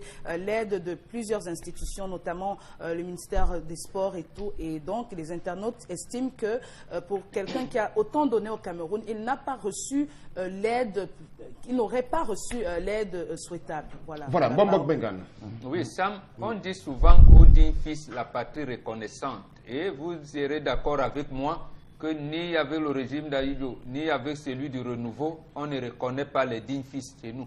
Bon, peut-être aussi en faveur d'Aïdjo. Il était allé lui-même accueillir Bessala, mais Joseph Bessala, premier médaillé olympique en 68, il est mort. Donc, disons que le renouveau a toujours su prendre plutôt l'habitude de célébrer les victoires. Hein? C'est-à-dire que lorsque vous ramenez les trophées, vous êtes reçu sur tapis rouge au palais de l'Unité. Mais bien après, qu'est-ce qui arrive? Parce que même pour le cas de Roger Mila, lorsqu'il a fallu qu'il soit désigné ambassadeur itinérant, on se rappelle que c'est dans les valises, je crois, du président Chirac. C'est Chirac, tout à fait. C'est Chirac qui rappelle au président Biya que mais non, est-ce que vous connaissez ce monsieur?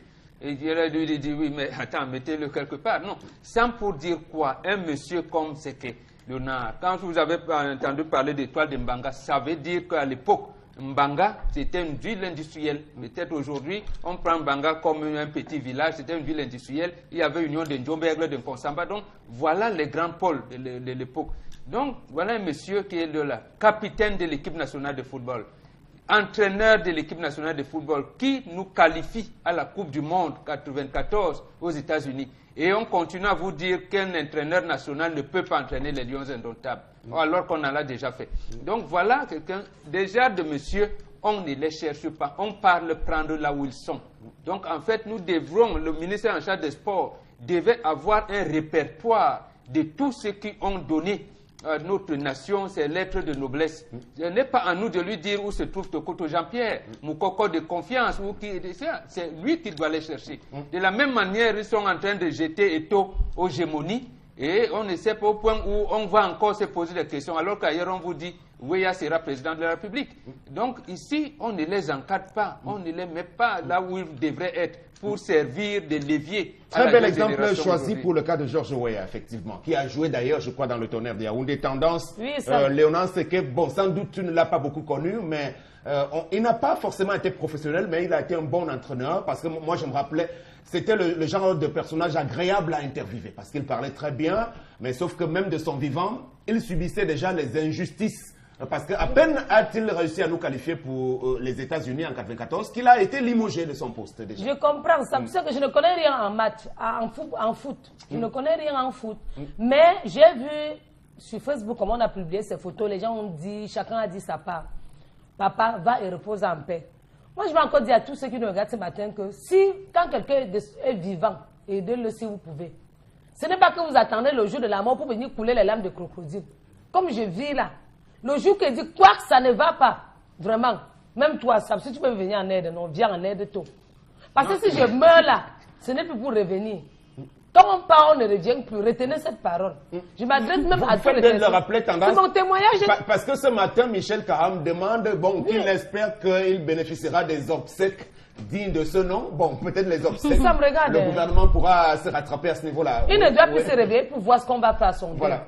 Donc, et ce qui me tend en Afrique, c'est que quand quelqu'un meurt, c'est tout que non, c'était quelqu'un de bien. Après, on s'est dit que telle personne faisait quelque chose qui n'était pas bien.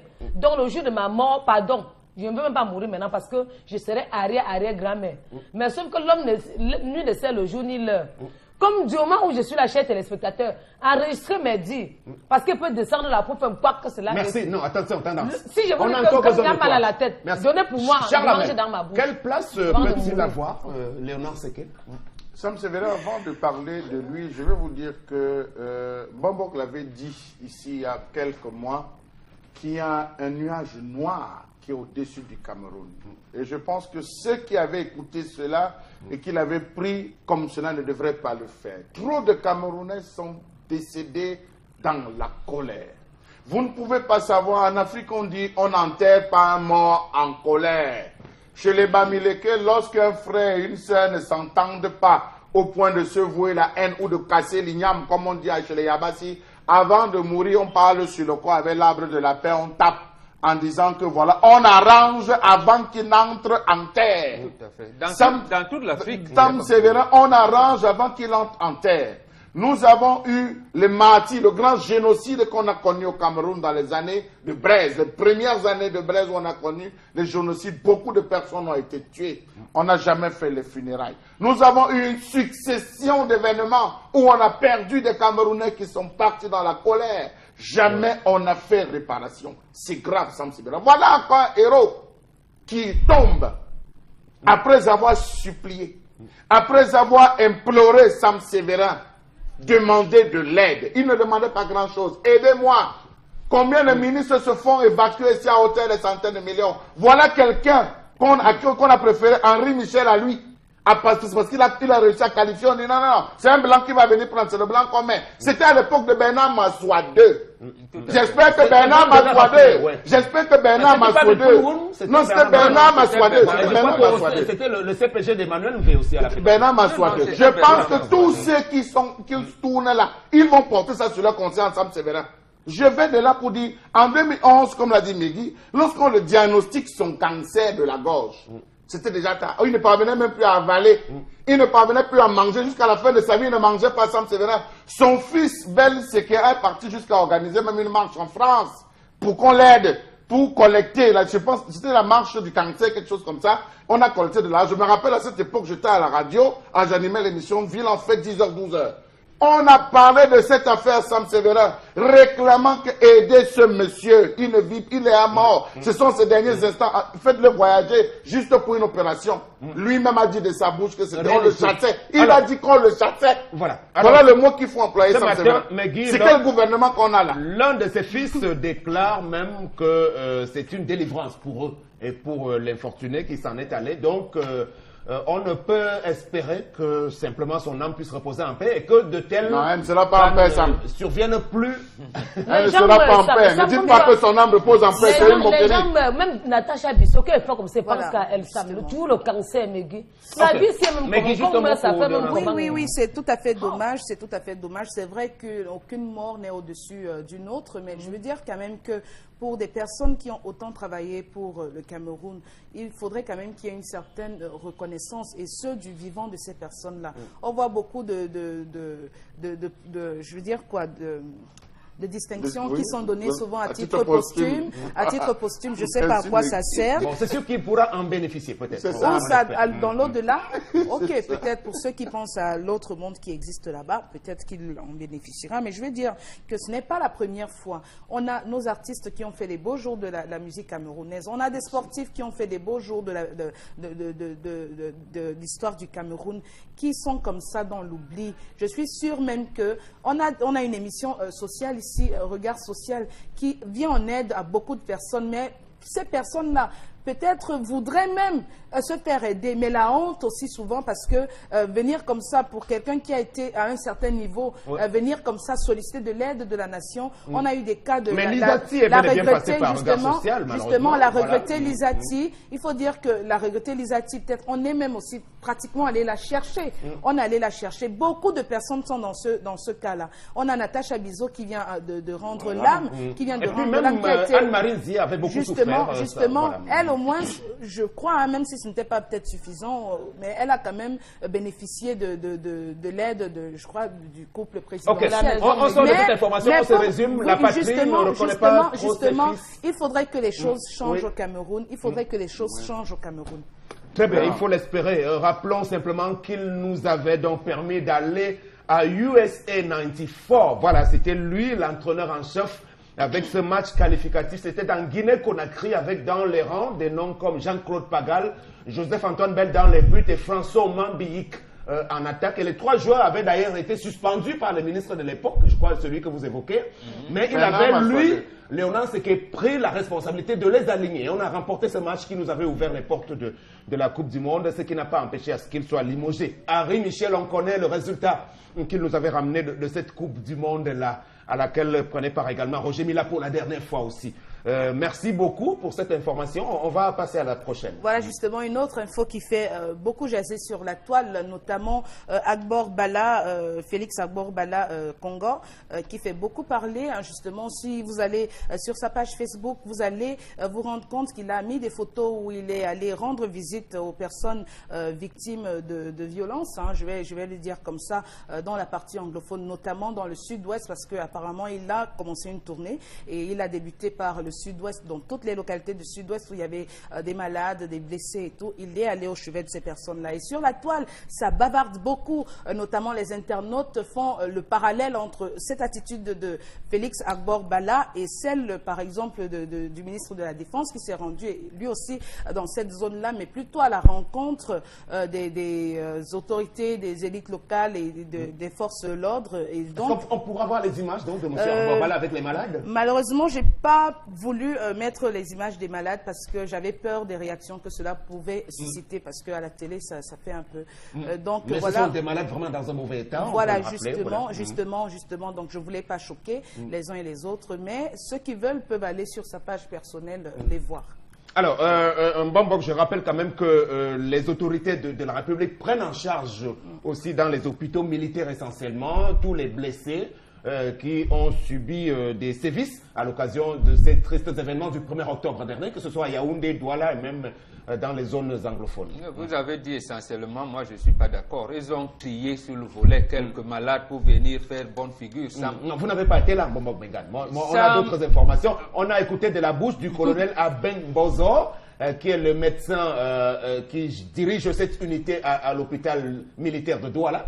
Donc il nous a assuré de ce que, ils prennent en charge la totalité des malades qui arrivent à leur niveau. Qui arrivent à leur niveau. Vous avez dit l'essentiel, j'ai dit non, ce n'est pas l'essentiel. Ils ont sélectionné certains civils qu'ils ont traînés, qu'ils ont amenés là. Il y a quand même un hôpital de garnison à Beuya. Pourquoi l'étranger avoir transféré à Douala Bonda? On peut les soigner là où on veut. Non, c'est pour faire bonne figure. C'est pour montrer que le gouvernement camerounais prend autant les civils qui ont agressé les hommes en tenue que les hommes en tenue qui ont été blessés sur le plan. Non, mais c'est déjà bien Bombok si de temps en temps, nous, à notre niveau, on ne peut pas l'apprécier de bonne foi et reconnaître quand une action non, vous ne pouvez pas. Quand un malade est pris en charge, moi je crois que c'est bien de l'affirmer. Sam, ils ont dit qu'ils sont en guerre contre les gens qui font la sécession. D'accord, même moi je ne suis pas pour la sécession du Cameroun. Mais quand vous engagez dans une guerre, il y a les conventions de Genève. Ça dit quelque chose. Ce n'est pas le Cameroun qui vient là. Ce n'est pas le colonel Bozo. Ce n'est pas le ministre Betty Assomon qui vont créer aujourd'hui les conventions de Genève qui existent depuis des années 40. Ça veut dire quoi? Pourquoi n'a-t-on pas laissé la Croix-Rouge et les journalistes aller là-bas regarder eux-mêmes pour apporter...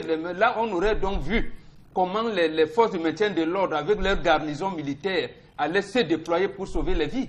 En Dieu du il ne fallait pas sélectionner des gens pour les amener là et présenter les caméras. C'est le terme sélectionné qui, moi, me dérange. Oui, on ne peut pas assumer ça sur... Parce que le même Abombala... Ils ont sélectionné sur quel critère? Vraiment, parce qu'on ne peut pas nous faire dire des choses qui peuvent nous attirer des ennuis. On n'a pas la preuve que ça a été pas des ennuis. Ça n'attire pas problème. Abombala, sur sa page Facebook, vous avez vu, c'est pourquoi les a-t-on pas pris? Je n'ai pas là le problème. Vous pouvez bien prendre ce qu'il veut prendre en fonction des disponibilités qu'ils ont dans leurs hôpitaux. Même moi aussi, je m'insurge contre cette promotion-là qui voudrait que, parce qu'on a soigné quelques civils... Mais il faut dire qu'ils les voir, ils sont dans des hôpitaux. Hein. J'ai dit oui, mais pas à la garnison ici. Même pas dans la garnison militaire là-bas.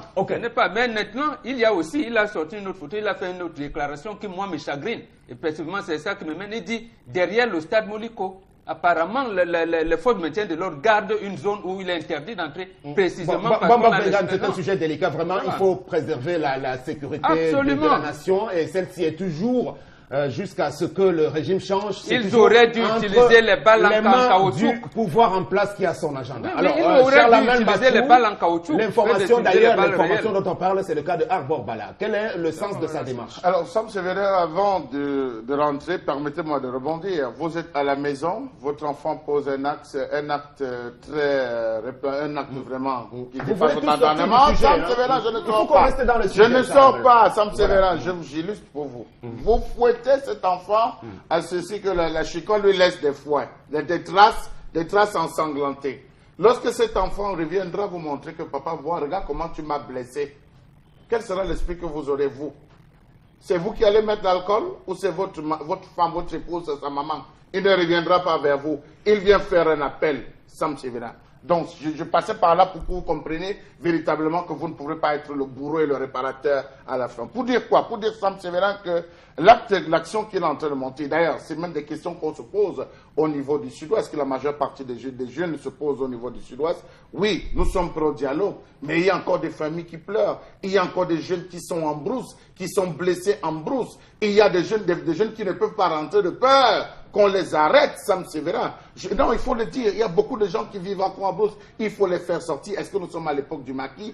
Qu'ont-ils fait? Je crois qu'il faudrait aller déjà dans ce premier point. Une action comme celle posée par Maître Félix, ce n'est qu'une action louable. Et je suis un peu désolé qu'il soit seul aujourd'hui parce qu'on aurait bien aimé voir des gens comme Hilaire Kamga se jeter lui aussi dans la masse. On aurait bien voir des gens du Kwasik. Non, Sam Sévérin, permettez-moi de dire qu'on aimerait bien eux aussi les voir parce qu'ils connaissent parader sur Facebook, tous connaissent parader, faire des directs sur Facebook, sur des plateaux de télévision. On aimerait bien voir tous ces acteurs de la société civile descendre sur le terrain et dire, nous, on ne se contente pas des chiffres qui ont été donnés par le rédac, Nous sommes descendus sur le terrain, nous avons vu les malades dans les hôpitaux, nous avons vu les malades couchés dans les hôpitaux, on a touché du doigt. Il y a des listes qui sont en train de se balader. On dit voilà la liste des personnes qui ont été victimes et tout. C'est dans les hôpitaux qu'on va maintenant prendre compte. Et si même il y a des gens qui sont en brousse, il faudrait aller de ce côté les faire sortir. Merci Charles, tendance. Président Sam, ça c'est un sujet que je ne voulais plus parler.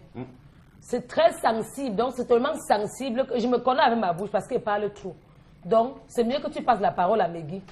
Oui, mieux tu passes la parole à Megui parce que quand je vois comment mon pays est en train de mourir, les jeunes sont là couchés dans les hôpitaux, alors qu'on... C'est un problème sensible, ça ne me fait plus parler.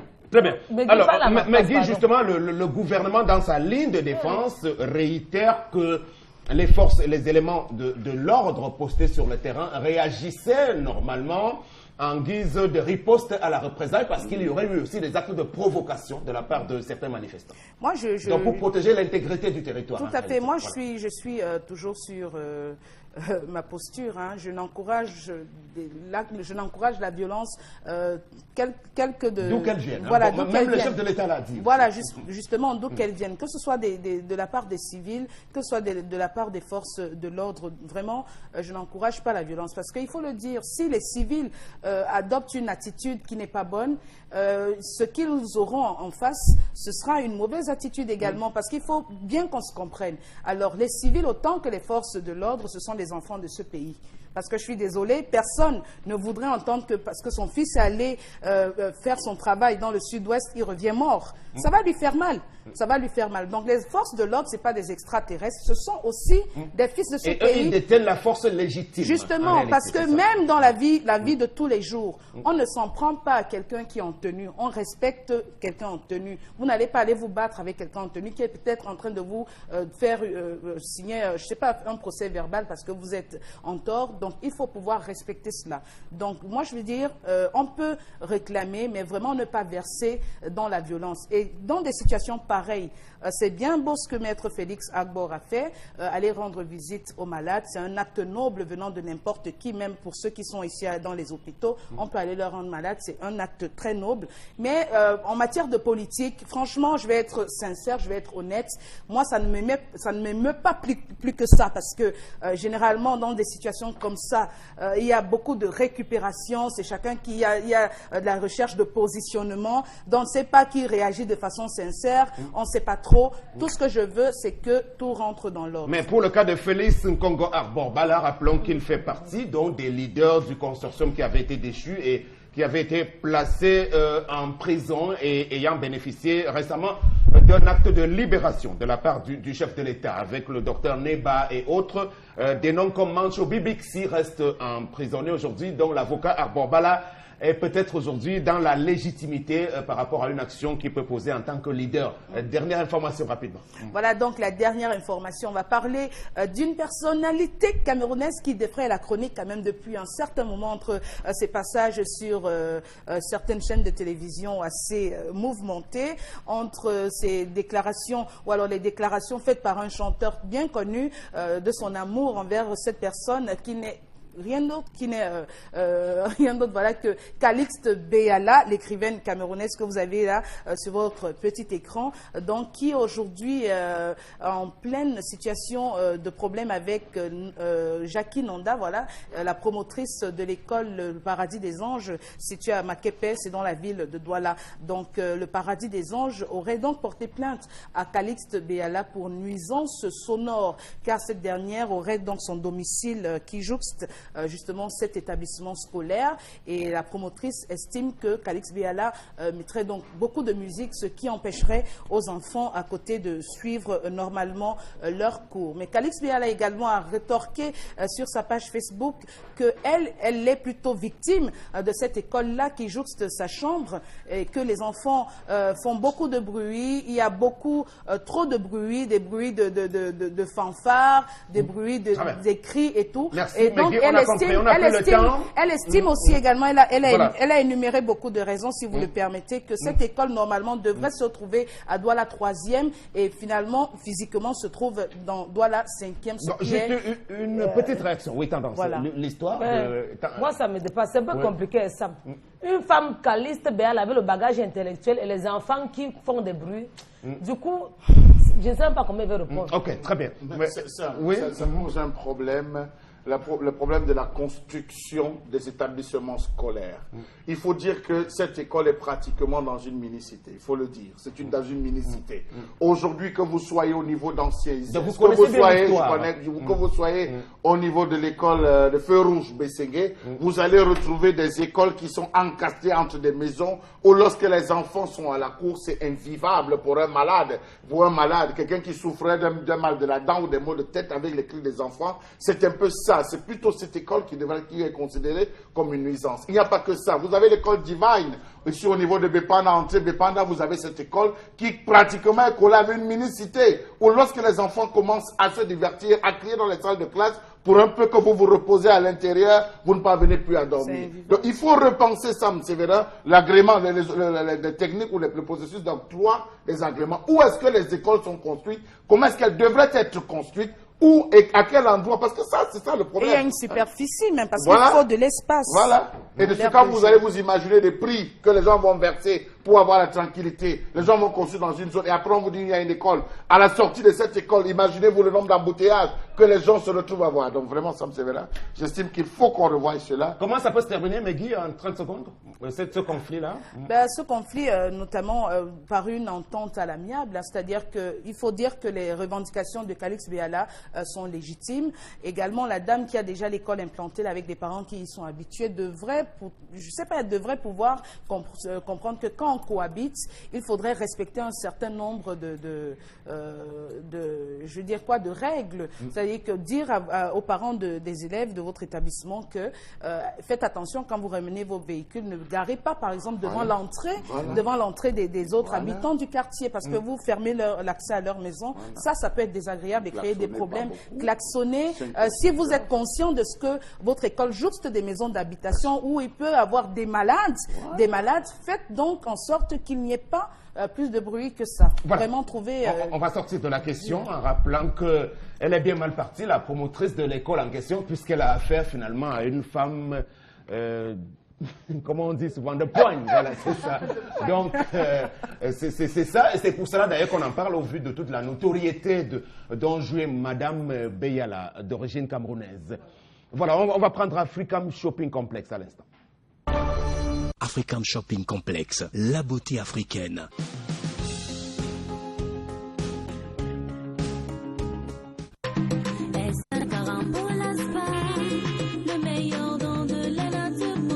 Spécialement fait à base de sel de mer, du miel et du collagène, enrichi avec orange, tomates, carottes, lait et d'autres vitamines recommandées pour la peau africaine, la gamme SR Carambola Spa élimine toutes les impuretés de la peau. En gros et en détail. Africam Shopping Complex, la beauté africaine. Voilà, la beauté africaine avec Africam Shopping. Bienvenue à vous, Monsieur Jonas et Simone Coco. Bonjour. Bonjour Monsieur Sam, bonjour à tout le studio, bonjour à tous les adeptes de ce programme, le 10-12 Zénith, bonjour à tous les habitués d'Africam Shopping Complex International.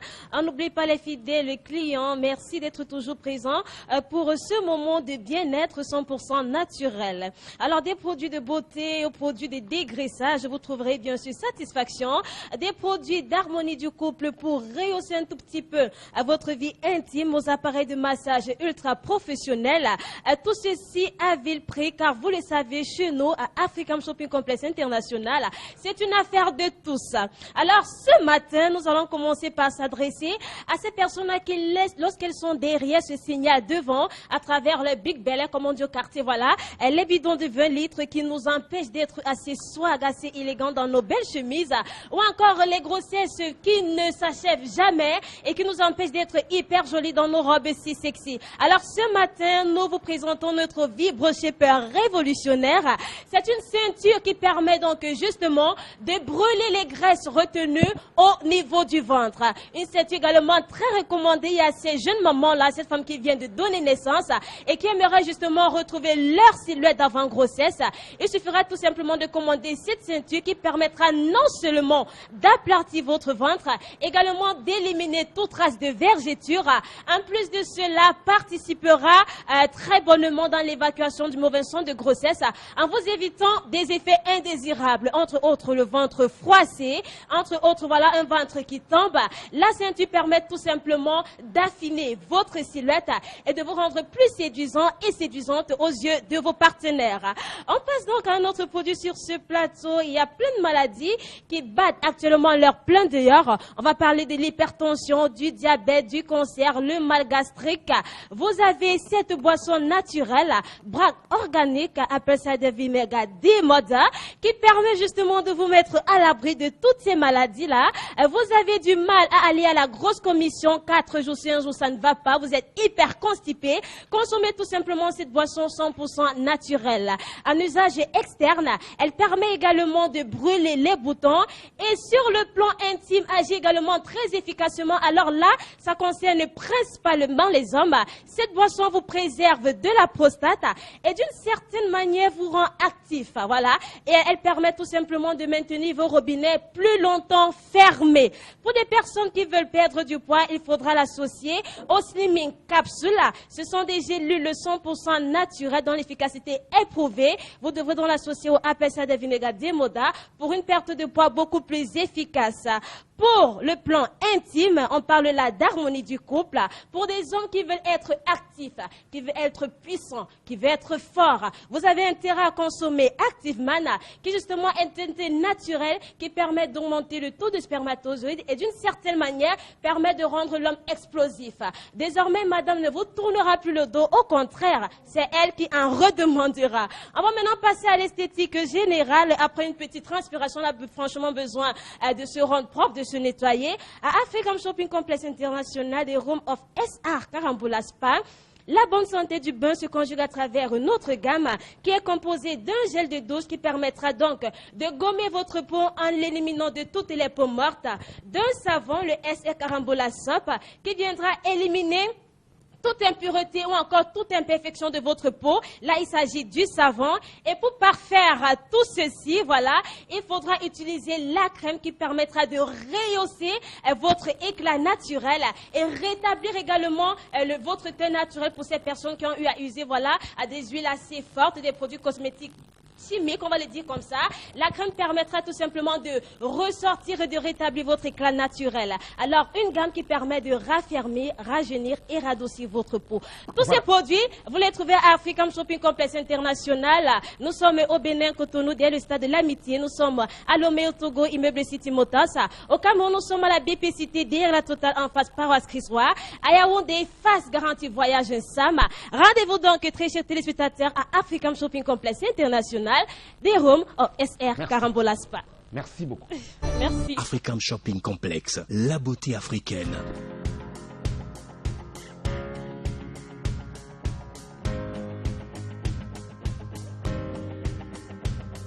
Obtenez votre forme de rêve sans souffrance avec le SR Hot Shapers qui affine et amincit votre silhouette, augmente la température du corps pour transpirer plus, pour être porté n'importe où, que ce soit pendant votre sport ou pendant vos activités quotidiennes.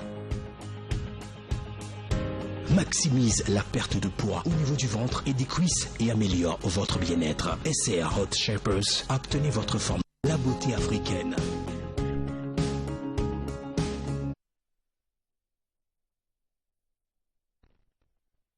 Là, bon, on va passer à interpellation à présent.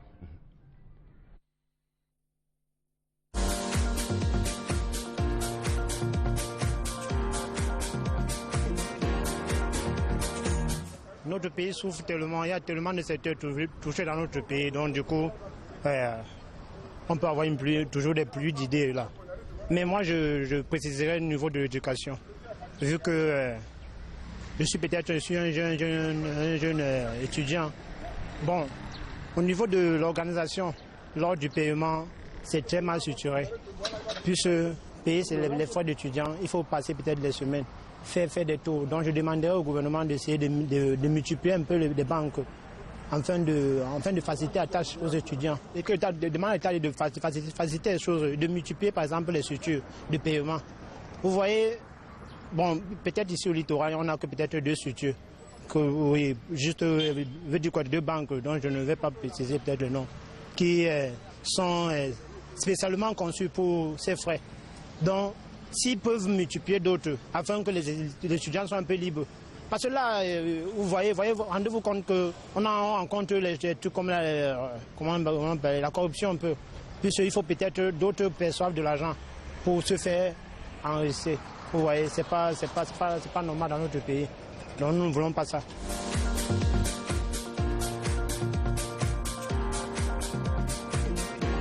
Oui, interpellation avec vous, Mbombok Mbengan. Sam, notre compatriote a relevé là le problème, un des problèmes qui a mis l'huile au feu pour la question anglophone. N'oublions pas qu'il s'agissait des inscriptions des étudiants à l'université de Buea. La connexion Internet ne passait pas et on a vite fait de demander aux étudiants retardataires d'ajouter 10 000 francs, alors que, comme il dit, il n'y avait pas assez de points d'inscription et de paiement de frais. C'est le problème qui se pose. Maintenant, nos universités d'État ont signé des conventions avec quelle banque? À comment on devrait payer? Voilà un problème d'ordre, j'allais dire, institutionnel qui se pose. Maintenant, donc, voilà, je ne sais pas, on n'a que nos yeux pour pleurer. Est-ce que si vous avez seulement 2 banques à Douala avec une université et toutes ces grandes écoles, des facultés grandes écoles qui ont plus de 25 000 étudiants et vous leur dites, vous avez 10 jours pour vous inscrire, pour payer les frais de scolarité, vous soyez sûr qu'il y aura des bousculades et il y aura des retards. Voilà le problème qu'il pose. Donc je pense que les autorités de nos universités d'État, comme dit Tendance, ils ont compris le problème, ils ont pris le problème à bras le corps. Espérons qu'ils en ne causeront. Oui, Tendance, la question donc des bousculades au niveau des paiements des frais d'inscription. Oui, Charles, il faut voir comment les élèves là se réveillent tôt, Sam, pour aller s'inscrire à l'école. Il y a seulement une banque à Douala où on inscrit les enfants. Il faut que les enfants se réveillent à 2 h du matin, 3 h du matin pour aller faire la queue. Parfois même, ils n'arrivent même pas. Et parfois même, ils ne s'en sortent plus. Et parmi eux, là même, il y a tous les gars qui soutiennent même derrière. Parce qu'on fait même la queue, on ne sait plus qui est qui. Encore un problème de la corruption. Ça se passe comment que quand on veut inscrire les enfants à l'école, on donne encore 10 000 francs sur la scolarité. Mais vous voulez mettre les parents à terre. Les parents sont là, ils ne mangent même pas d'abord bien. Même pour envoyer les enfants à l'école, on se met corps et âme. Mais mettre encore 10 000 francs au-dessus, c'est vouloir nous tuer. Donc, mon père va encore prendre ça en note.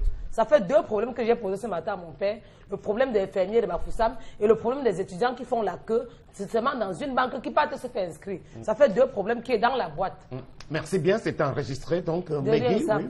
Mais oui, c'est connu hein, que pour s'inscrire, payer ses frais d'inscription pour ce qui est des universités publiques surtout, c'est un véritable chemin du combattant, un parcours du combattant. C'est extrêmement difficile, c'est décourageant. Moi, je me rappelle à l'époque où on allait dans la banque, je ne sais pas si je peux la citer à la BICEC, à l'époque c'est là où on allait s'inscrire. Les rangs étaient maintenant c'est grave, oui, kilométriques et plusieurs rangs, c'est-à-dire que vous arrivez très tôt le matin et vous avez pratiquement 150 personnes devant vous. Et vous devez rentrer à l'université pour pouvoir suivre les cours. C'est extrêmement difficile aujourd'hui. Moi, je ne sais pas pourquoi est-ce que l'administration camerounaise ne veut pas s'arrimer véritablement à l'informatique, je ne sais pas trop, au digital et tout. Aujourd'hui, on fait des transferts d'argent par rapport sur certains supports et ça marche quand même bien. Je ne sais pas pourquoi est-ce qu'ils ne peuvent pas mettre un système en place qui fasse que les élèves, justement, puissent aller envoyer de l'argent, je ne sais pas, par ce qu'on sait, ces méthodes qui existent aujourd'hui, et que ça rentre dans un compte précis, et que même de façon électronique, il leur est délivré un reçu qu'ils iront tirer à partir, je ne sais pas, qu'ils recevront dans leur adresse, leur boîte email, et qu'ils iront tirer, je ne sais pas, ça peut se faire pour éviter ce que je vois dans l'enceinte. Mais je dois rappeler que même dans les années 80-90, Charles Hamel, c'était toujours un calvaire hein, pour se faire inscrire à l'université, même quand elle était unique en Goekele. Hein, c'était toujours un parcours de combattant. C'est de là où je vous dis qu'il faut chasser tous ces blancs. Il faut les chasser. Ceux qui vont en Europe faire des copies pâles pour venir faire une pseudo-adaptation au Cameroun. Lorsque vous réussissez même à vous aligner, vous arrivez à l'intérieur, vous voyez une banque qui a prévu 4 guichets et donc 2 guichets qui fonctionnent. Un guichet pour les clients de la banque, un guichet pour ceux qui viennent s'inscrire. Avec une femme qui est au guichet, qui est entre deux mouvements, est au téléphone, est sur WhatsApp, est sur Facebook. Et qui va fermer le guichet et qui va fermer le guichet d'abord à 11h45 pour sa pause et à 16h sans jamais être remplacé. Mais on est en train d'aller où là? Oui, on va s'inscrire via les moyens mobiles qu'on a mis sur pied de transfert d'argent qui ont réussi à rapporter étrangement 870 milliards au Cameroun, 870 milliards avec nos différents opérateurs en 2 ans. Ça, il faut vous le dire, Sam Severin. Aujourd'hui, on ne peut pas sortir très rapidement des lois pour travailler dessus, mais quand c'est pour le terrorisme, à l'immédiat, on s'action crée. Je vais terminer en disant, Sam Severin, que comme laisse ces jeunes-là où ils sont, vous aurez même essayé avec cette affaire via de transfert, la mise à jour sera un problème épineux. La mise à jour, déjà avec les différentes factures, vous payez avec les factures pour l'énergie et eau, avec ce système en place, on vient vous couper. Lorsque vous allez revendiquer, on dit que non, la mise à jour des systèmes était lente. Merci bien, c'était interpellation. On passe à la suite, à présent en ayant un autre partenaire sur ce plateau. Wonderful chez Grand Bazar. Grand Bazar lance l'opération Un citoyen, un tricycle Bazar de 3 roues ou 5 roues à partir de 999 900 francs CFA. Découvrez son moteur 200cc très puissant avec réducteur, sa faible consommation de carburant, sa carrosserie solide et spacieuse qui lui permet de supporter jusqu'à 2000 kg de charge et de transporter jusqu'à 126 casiers de bière en un seul tour. Ce n'est pas tout. Dès l'achat de votre tricycle Bazar, Grand Bazar vous offre de nombreux bonus gratuitement, avec en plus l'opportunité de participer à une grande tombola qui vous permettra de gagner instantanément plein de lots surprises ou un autre tricycle Bazar. Alors, ne ratez pas cette opportunité unique chez Grand Bazar. Le tricycle Bazar chez Grand Bazar, c'est une garantie de 6 mois ou 6000 km de parcours. Avec les tricycles Bazar chez Grand Bazar, vous ne reviendrez plus chez nous par hasard. Voilà. Le représentant de Grand Bazar est sur ce plateau. Bienvenue, bonjour monsieur. Bonjour Sam, bonjour téléspectateurs de télévision Equinox. Bonjour à tous les tricycleurs et aux propriétaires des tricycles. Il est important ce matin pour nous de vous rappeler la particularité du tricycle Bazar. La particularité du tricycle Bazar, c'est que le moteur 200cc avec réducteur montre la puissance et le turbo qui est dans le moteur. La carrosserie spacieuse qui est capable de transporter jusqu'à 126 casiers de bière. Le gros pont avec Boster qui peut supporter les charges lourdes jusqu'à 40 sacs de ciment dans la carrosserie. Les 6 mois de garantie ou 6000 km. La disponibilité des pièces de rechange et un service après-vente prestige de qualité assuré par des techniciens chevronnés où les pièces sont à moindre coût, Sam. Voilà, qu'en est-il de l'entretien? Avant de parler de l'entretien des tricycles Bazar, en plus de ces raisons qui vous permettent de porter votre choix sur les tricycles Bazar et l'Infant, en plus des nombreux bonus que vous recevez gratuitement après l'achat, en plus de la grande tombola où à 80% vous êtes propriétaire de 2 tricycles en achetant un seul, Grand Bazar vous octroie une garantie de 6 mois ou 6000 km. Pendant cette période de garantie, votre tricycle est entièrement pris en charge sans que vous ne payez un seul radis. Chez Grand Bazar, c'est satisfait ou remboursé. C'est pour ça que nous avons mis sur pied un service après-vente prestige de qualité et un service d'intervention mobile qui peut venir vous retrouver sur place pour vous dépanner en cas de panne. Sam, maintenant vous venez à votre question de l'entretien entretien. Grand Bazar, c'est 15 ans d'expérience au service des tricycles au Cameroun et dans la sous-région Afrique centrale, où il est d'ailleurs le représentant exclusif de la marque Bazar et l'Infant en Afrique centrale. Vous recevez à l'achat votre tricycle et également une fiche d'entretien pour le suivi des vidanges. La période du rodage du moteur y est mentionnée. La vitesse maximale pendant le rodage également y est mentionnée. Le rodage, en bref, est à 40 km après que vous ayez acheté votre tricycle. Tous les conseils pratiques relatifs à l'entretien de votre tricycle y sont mentionnés sur cette fiche.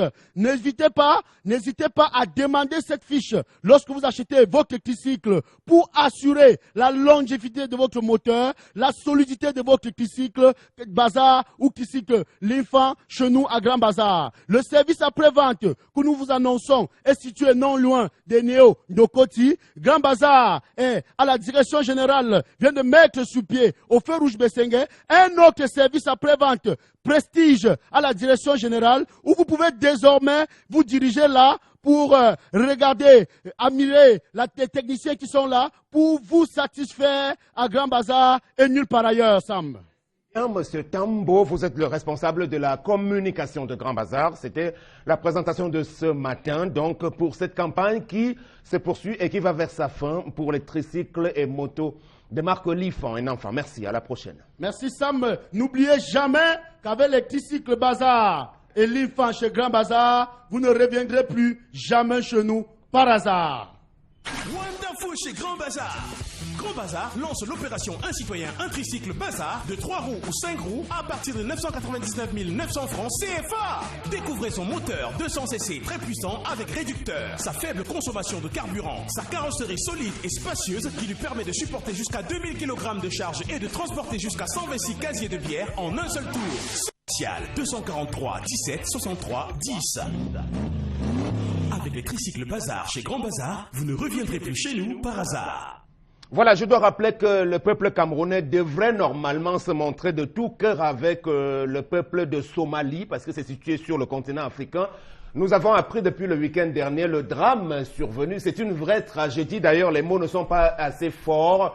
De suite d'une explosion des terroristes, des islamistes Shebab, ayant donc entraîné un bilan total de 300 morts aujourd'hui. Et ces 3 jours de deuil national de ce côté-là, je dois le reconnaître, le continent africain ne sortira finalement donc jamais de cette série macabre avec ses cataclysmes et autres catastrophes. Mais Guy, on va aller vers la fin de ce programme avec les tout derniers messages rapidement. Voilà donc, ce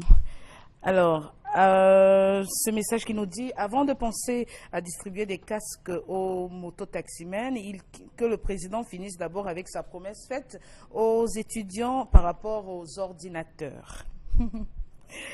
On a cet autre message qui nous dit salut les camarades, vous gonflez la réalité de la situation des régions anglophones. Je vis à Boya, mais tout n'est pas vrai.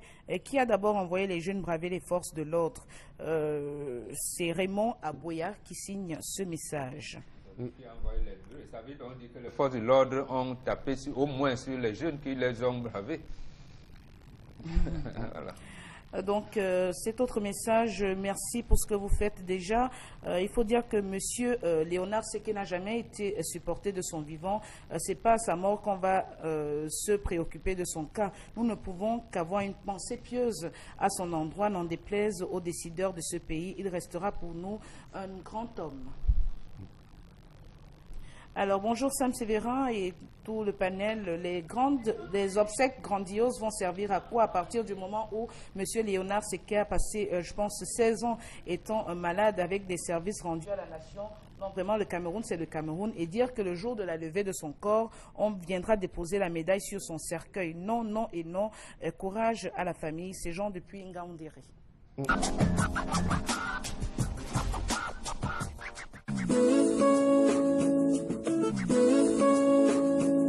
IB Académie internationale de beauté, une école au service de l'emploi jeune. AIB forme des spécialistes dans les domaines esthétiques, coiffure, dermocosmétiques et bien d'autres, tout en délivrant des formations reconnues par le MINEFOP.